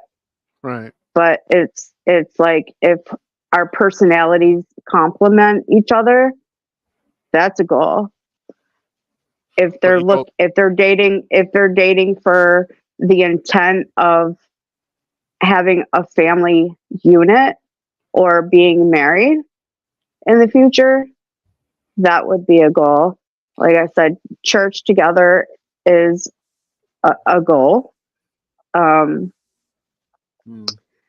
figuring out how we can make a difference in each other and complement each other. I don't know if this is what I envision anyway, without really thinking too much in detail about it. But when I'm actually sit down and write things out, it's a little different than when I'm put on the spot about it. Mm. Write it out. Definitely write it out. I would really encourage you to do that. I'll give you an example of my father, who was, of course, very powerful in my life, and regarding dating. So when I was 16 years old, there was this girl I wanted to date, and I finally got the courage to ask her out, and she said yes, and she's going to go out with me on a Friday night, right? So, yeah, I get to go out, right? So I finally got my driver's license. It's typical teenager thing, right? And my dad came in to me and said, "Okay, what are you going to do if she's pregnant?" And I said, "Dad, it's not going to happen that way. I'm your son. Nothing like that's going to happen." He's like, "Hold on, stop." He pulled me over to the side and said, "Okay, you didn't go out on a date with her. And she's pregnant with your kid tomorrow morning. What's the breakdown? Tell me how this happens." And I was like, "How is this possible?" He's like, "Shut up. Tell me. What are you going to do? Are you ready to have a child with this girl?" And I said, "No, I'm not really ready. I'm thinking about university. I've got all this other stuff." But he said, "Okay, I'm sorry. You're not going to go on the date. You're not ready. You don't know where, you have no intention. You don't know what this is going to go long term. You're not having a vision. So you're not going to go date. You're just going to go study. And you're going to take the loss." That's his basic view. You're going to take the loss. And I did. I took the loss. But I never forgot what he said about that. So every time that I've always thought about dating someone, it's always been intention. And since I was 16 years old, ever since he had that convo with me. And I've had to think, like, what's the situation going to be with this girl? Like, where am I going? Where is she going? If I have a relationship, what are we doing together? What are we doing in front of our friends? What are we doing in this situation? It's actually quite a lot to think about. But when I did that, of course, I had to know myself, which didn't take that long to do. But I knew how to avoid women who were going to waste my time and avoid situations where there was going to be a baby mama situation. And that led me to go to university, full scholarship. I went to the Sorbonne in France. I went to St. Petersburg University in Russia. I went to grad school. I did all of this full scholarship. And a lot of this was because my dad helped me to avoid fruitless, meaningless relationships. So sure, I was a little bit lonely, but when I dated, it was for full on intention, and something happened. So I would just say, like, just try to really understand how to date with intention, and think of where you're going to go with the relationship, what's going to happen, and then from there, it's a lot easier. You know how to avoid guys who aren't going to give you what you want, or aren't going to be in a situation that you want, because both of your ships aren't sailing towards that destination. So you're like, hey, look, it's not going to work out. I'm just going to avoid the situation from the beginning. It's not that he's not giving you what you want. It's just that you guys aren't going down the same road. See, and I think that's what Okay, I leads get that. a lot of the confusion when you look at people, because some people, they don't date with intentions, and they never been taught to, like your father pulled you to the side and say, listen, you're not just going to be dating somebody to be dating. That he kind of schooled you on that, and most people are not getting that knowledge. And they may look at it and say, hey, we're dating, I just want to go out, have a good time, grab something to eat, or whatever the case is. So I think this whole structure of dating and all that stuff has to be looked at differently, and some people have to, I guess, be the forefront of it. And of course, grown people, you can't tell them anything. They got all the answers. So they may think their way is right. So I think we just like in a catch 22 with this stuff. It's a lot. I always say it's a lot. Yeah, there are guys out there. Again, I have male friends who like just want to go kick it, Netflix and chill, right? And they would look at me and they would say like, "Yo, Theo, you ain't getting none," blah blah blah blah, right? And then they knocked her up. So then he's paying child support. So then he doesn't have enough money to date afterwards because he's just having a hard time. And so I would tell him, and I would say, "Well, now you're not dating either. The difference is that I'm free and all my money is mine." So, like, let's just be honest. I made the right decision, and I that was correct. I shouldn't have been dating at that time because I had other priorities, and that was to study or to do my career or something like that. That's where the money needed to go. And I think, yeah, guys in particular need to be dating with intention. I would say, of course, women, the biological clock is there. I mean, you can't deny it. I mean, boy, I'm a Gen Xer. Like, I think we're all Gen Xers, right? Mhm. Many of our colleagues we're growing up with, like, somebody doesn't have children and they wanted them and they have to deal with that.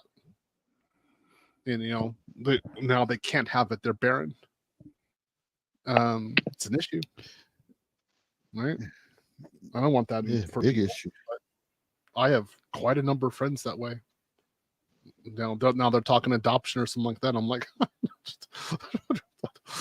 my dad was 72 when he was making my youngest brother. I got plenty of time. you don't. You're gone. I can still do it. Right? So, Yeah. uh, But then, Um, but then that theory, when you get up older, and then your kids, it somehow has a psychological effect on them when their peers, parents are in their 20s, and then you as a kid, and your father's 60 or 70. It's like a lot. It's like a lot of social awkwardness, like when it comes to like school age stuff like that. That's what I see from my experiences working. Like those kids who parents are older, they're wailing. They're in the parking lot somewhere. Hey, drop me off right here. You go park the car, and I'll meet you at the auditorium at the school because I don't want my peers to ask, "Is that your dad, granddad, wait. grandmother?" I did that with my It's real. mom, and she was 24 years older than me. So, Well, that ain't even that bad. 24 like that. yeah, But it's I'm just talking about only 24 years older. So in my area, in that area where my dad was, there weren't many fathers. So at least my brothers had a father. That's the Mhm. way it would kind of go down there. I know that it was in Western Indiana. So that was definitely an issue. Whereas me, I had my dad, like, right? At least I had somebody, right? So I didn't care. I didn't care that he was how many years? He's 38 years older than me, something like that. Something like 38, 39. So I didn't care. and, and I'm only saying this because with these generation of kids now, that the way they think, even if the mother is slightly older, they kind of look at that. Uh, that some kids may have a mother that's 27, 28, and then there's kids they may have a mother that's in their 40s.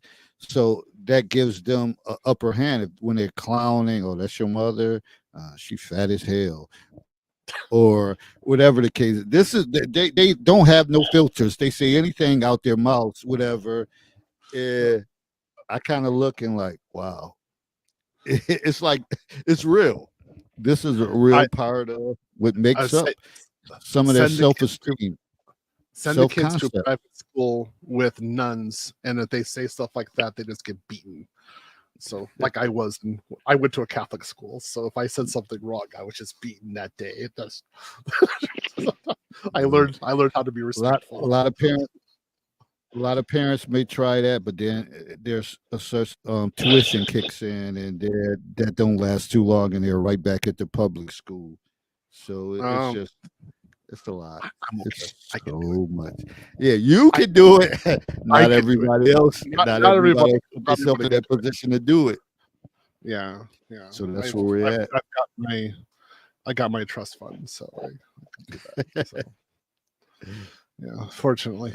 So yeah, you guys are fun. It's a fun group. I like how it's been changing over the years. So yeah, Definitely changed. But like we said, I'm glad that you came on, and it might have been just because other stuff was going on, but you're always welcome to come on. I think you bring an interesting dynamic and insight that maybe many men are not really familiar with or can learn from. So I think that's the yeah, most important thing, that a lot of times people can handle different views and they look at it as, oh, he's this, he's that. But like, there's something he can offer or give you, but sometimes we're so closed-minded that we don't want to listen. yeah. I agree. So I have over 500 black men as my students, Uh-huh. and I teach IT to them. I only teach black men. It's because I found that, especially when I was in grad school, that black men learn better if they're only together as one group, led by another black man. It's very effective. Whereas if there's particularly women in there, they tend to defer to the woman, and it's really irritating. You can't build leaders that way. So I have my group, and then over 50 of them are now making over $100,000 a year, actually over $120,000 a year. So I'm trying to get to over 300 guys to that level. So it's a work in process. It's taking a while. But one of the things I always tell them is to believe in themselves and to not think that they're less, to do more. And it really does have an effect. So I'm out there working it. I mean, it's a lot of work. I mean, people know about me in the manosphere. They know what I'm doing. But it's, I think black men are worth it. I think black men are Definitely. really a hidden gem, and if they're properly developed, we are pretty much invincible.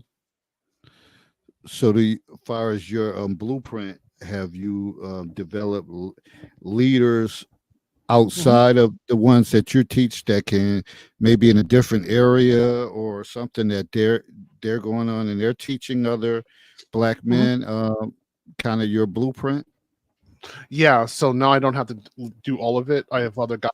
I basically have TAs that they go off and they teach based upon my blueprint, and it's alleviating me because I work to death. So it's helping that we can expand, then we can scale, and I can tell more black men like how to get the jobs and how to train themselves. And so it's effective. I mean, we're doing it. The focal point just can't be me. I have to be like the leader, but we need more leaders, and that's happening. And then we have more and more groups, and then a lot of them are becoming passport bros. So then we're trying to think what countries we're going to go to.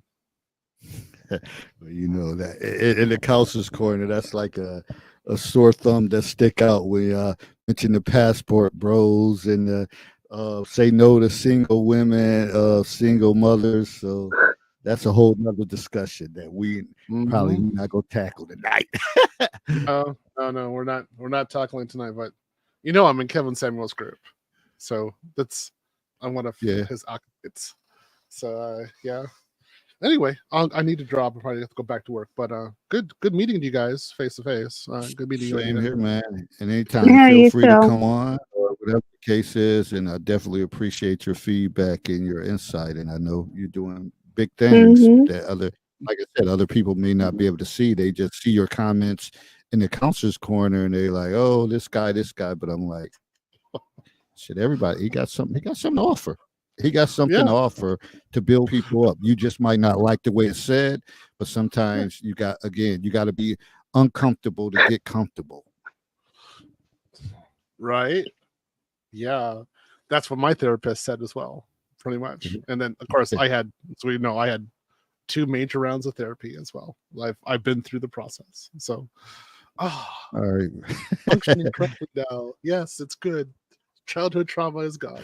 All Anyway, I'll right, drop brother. and, Appreciate you fucking coming talk to you. on, and talk to you soon, brother. So, Peace. yeah. Huh. Just Quite me and interesting. you. To a song. Just me and you. The old You know school nothing song. about this song. Before your time. So I used to listen to that in the Well, 90s when I was in Germany. Teddy Pendergrass, Al Green. hmm okay. What do you guys call them? Well, Old Anita, heads? pretty much. I'm an old head now, so you just No, accept you're that. not. You're not old enough. I'm called an old head, my old OG, old heads. I'm in that category now. It just sneak up on you. So Anita, closing comments. It's been a lot said. You know, Herb was saying Theo. We all know Theo from the Counselor's Corner. Finally came on, which was like to finally. And to me, that was a big step because a lot of times these guys come and I always wanted to like show face. Come in the Counselor's Corner. He did it. What's your thoughts overall on this whole vet and protect subject? I think we need to have more conversation about it, about the vetting Okay. process. Okay. Because I know I got here late. I was trying to update my tablet, and then Facebook and Messenger had to update. It was a mess. But I You just think making it quick. that we can have more effective conversations about the vetting process because I don't think it was long enough. And I'm here to learn. So, I mean, I know I give my own unique perspectives as a woman, but I mean, sometimes I got to learn to listen twice as much as I talk, which I'm working on. I might have some sarcastic comments, but I do listen, even though I'm hard-headed.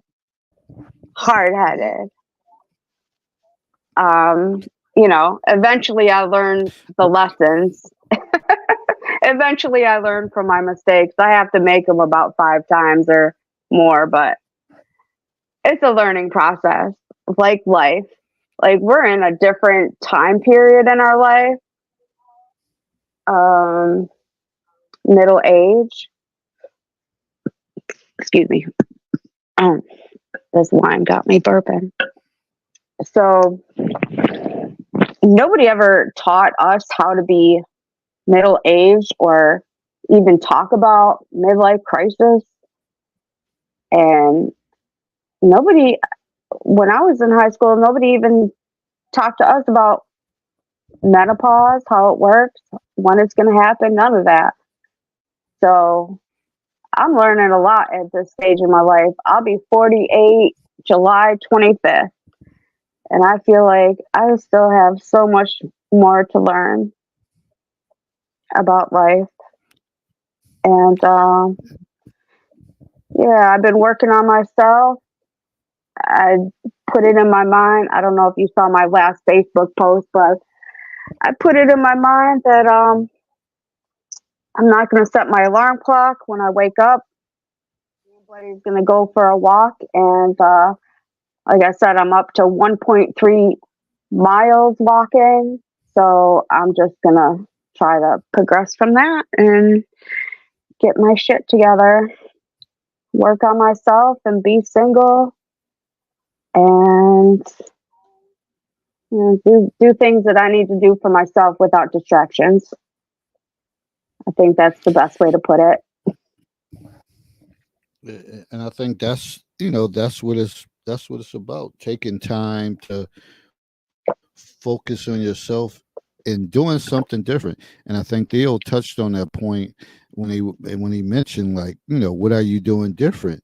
Because a lot of times we say people jump in and out of relationships, or I'm not doing this, or the next person I'm going to talk to, and you're so focused on those people's behavior, but you never look at what should I do different.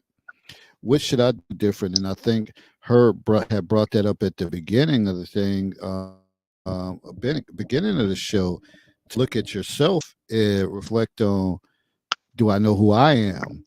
Do I know what I want? And what am I going to do different to get it?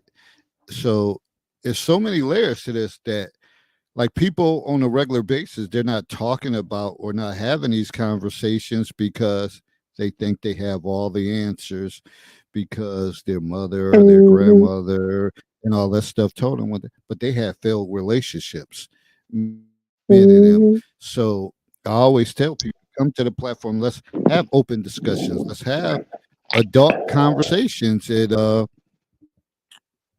lot of people don't want to deal with that, but then time goes by and you see the same people over and over in a rut, going through the same struggles.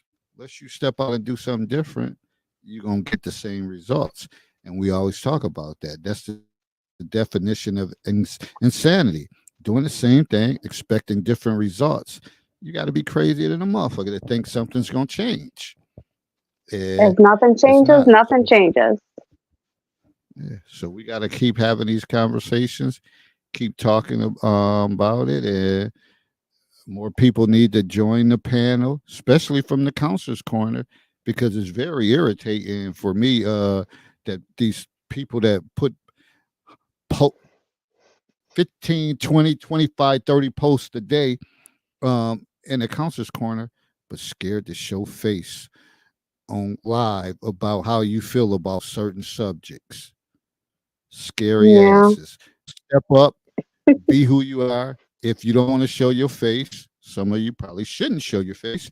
You can use the avatar and just talk. Want to hear a human voice, that you're real, that you're not a bot or something like that, or some AI type of person. But shout out to I Theo wish, for coming on and seeing. yes, thank you, Theo, for your insight. That was good. Good insight. I wish Kamasita Turner would come on, since Kamasita she is always real. got something to say. No, but she's real. She's real. She's legit or whatever. So Is I she? know her personally. Yeah, I know her Oh, personally. So she's real, and she probably, I don't know, she's probably working as a nurse. That she doesn't come on, but she's not afraid of the smoke. Uh, so, but she's legit. Yeah. So I'll give her oh, okay. grace on that. That I know her personally. That and she's legit, and she fires off, and she comes hard. And there's other women on there too that I might know personally, that's legit. So that's all. But at the end of the day, it would be so masterful for the same people that post that one day they all be on the panel and we just talk. Oh boy, that'll be a heat up. But I think a lot of get it'll be a different feeling when people, and you'll get a better understanding of where some of the posts are coming from. Because when people go search through videos on TikTok and they post something, it's probably something that's really connect. Most people say, "Oh, that ain't had. I just thought it was funny," or whatever the case is. No, they're really trying to send out a message, probably, and it's some way, somehow, that whatever that video was has some impact or something on that person, and that's the reason why they yeah, wanted that's to true. post it. It can So resonate with them somehow, some way, future, present, past. But I'll say, I think, well, in my opinion, my perspective, some people don't want to come on because they don't want to reveal their weaknesses. It's a scary thing, yeah, especially because this is public. They don't want to reveal their shortcomings, I'll say, because that's their vulnerable side that they're trying to protect. also, like, I'll reveal something about me since I said all that I already said about, dating Army guys until 2011. And then I went to college, got some college degrees. So, me incorporating myself in the civilian world, and that's what veterans call it, the civilian world. It takes a lot of navigation, and it feels like I'm starting over from after college, which I kind of am, but I have all that life experience, so it's kind of a confusing time for me because times have changed, the way people's mindset has changed, and I'm still navigating. I'm still trying to figure it out at this time of my life, plus premenopause. So it takes a lot. It takes a lot of mental and emotional strength to figure it out. And I'm working on it. But you And it's said something exhausting. valuable. Like most people don't want to show vulnerability. You can't have really authentic conversation unless someone shows vulnerability. Other than that, you're just having a conversation with guarded individuals who are really not putting out really things that bother them or maybe a weakness to them. So therefore, that's like I've been saying all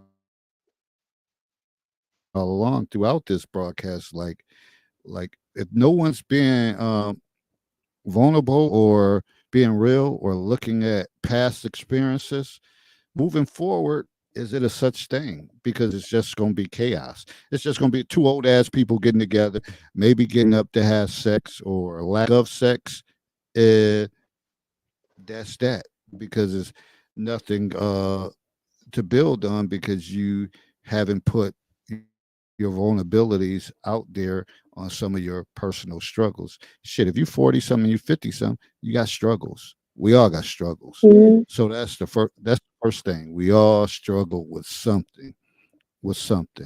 So Mhm. let's make that clear.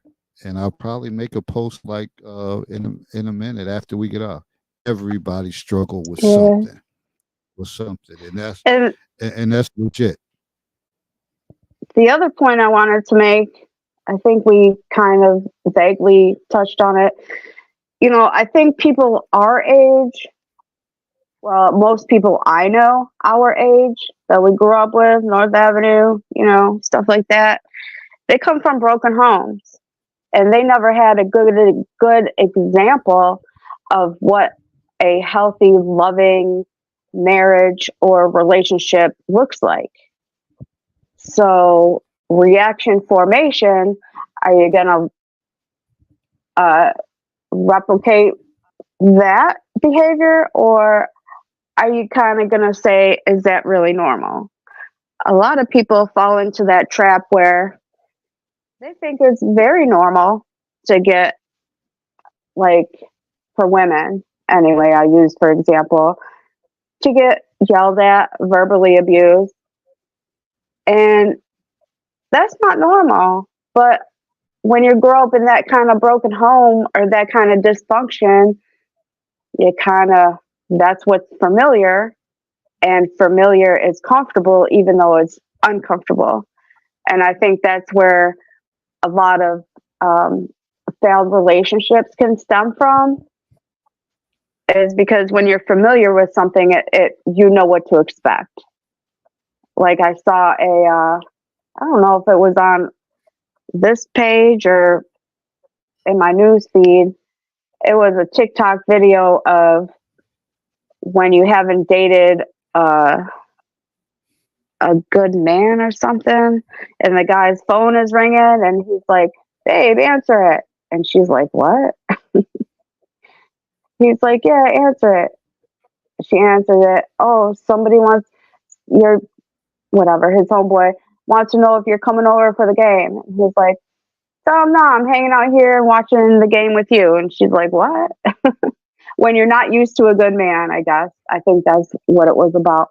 So that got me to thinking about the examples that you see growing up in your family, whether there was a lot of dysfunction and chaos, or whether you saw a healthy relationship,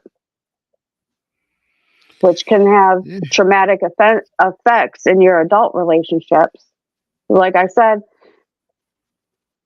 you know, even though you feel like something's not right, like being called obscene names, stuff like that, it's comfortable for you because that's what you grew up to. That's what you're used to.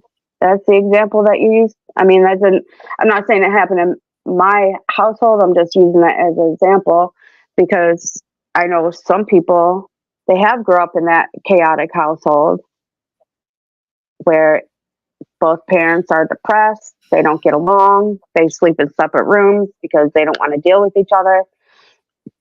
The kids feel that stress, that stressful energy. And what you think? The kid's going to be depressed and think that's normal and grow up and not Yeah. know how to have a healthy, functional relationship because that's the only example that he was growing up with. That's all I want to say about that.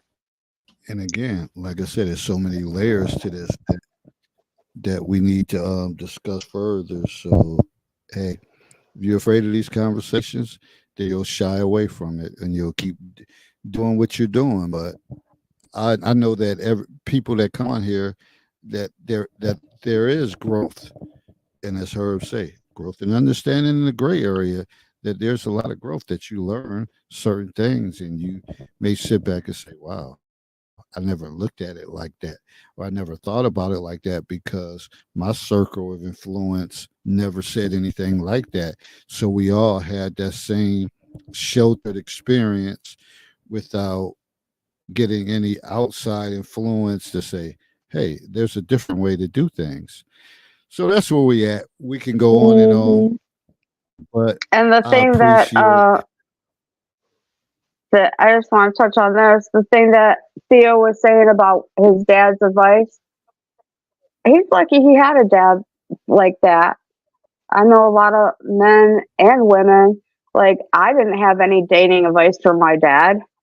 I just kind of had to figure things out by trial and error, you know. So that was nice to hear about his dad, and that resonated with him through his adult life. That was cool. Yeah, that I was know good. you got, It shaped and molded. yeah, especially when you're 16 years old and starting to explore the dating world or the interest, you know. And I think through different life stages, you learn what you like and what you don't like. Like what I liked back in when I was 21 is not the same things I like at almost 48. It's a lot of trial and error. I call life, it's like a Rubik's Cube. You twist and turn until you got the right combination. That's how I see life.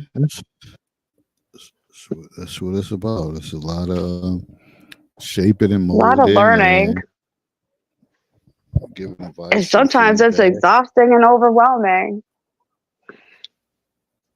Mm-hmm. So, in any case, I know you probably got what's on right now. Oh, is the Olympics on yet, or is that tomorrow? No, I think that might be I don't got tomorrow. nothing on right now. I'm just getting off Oh. right now. And, look for another brighter day tomorrow and keep pushing forward. So I want to thank everybody who was in the chat.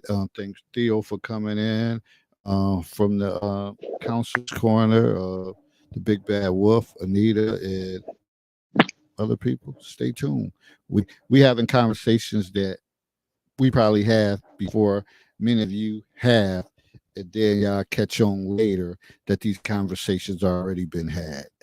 So things go down in the Council's Corner ahead of time before some of the other conversations was going on. But it's time for people to kind of tune in and do different things, make other moves, or other than that, you're gonna still stay stagnant doing the same Stagnant. things that you always been doing. Yeah. So with that said, we out on to the next one. See you next time, and everybody enjoy your week. Stay cool, stay hydrated, and be well. And we'll talk to you soon. Peace. Peace.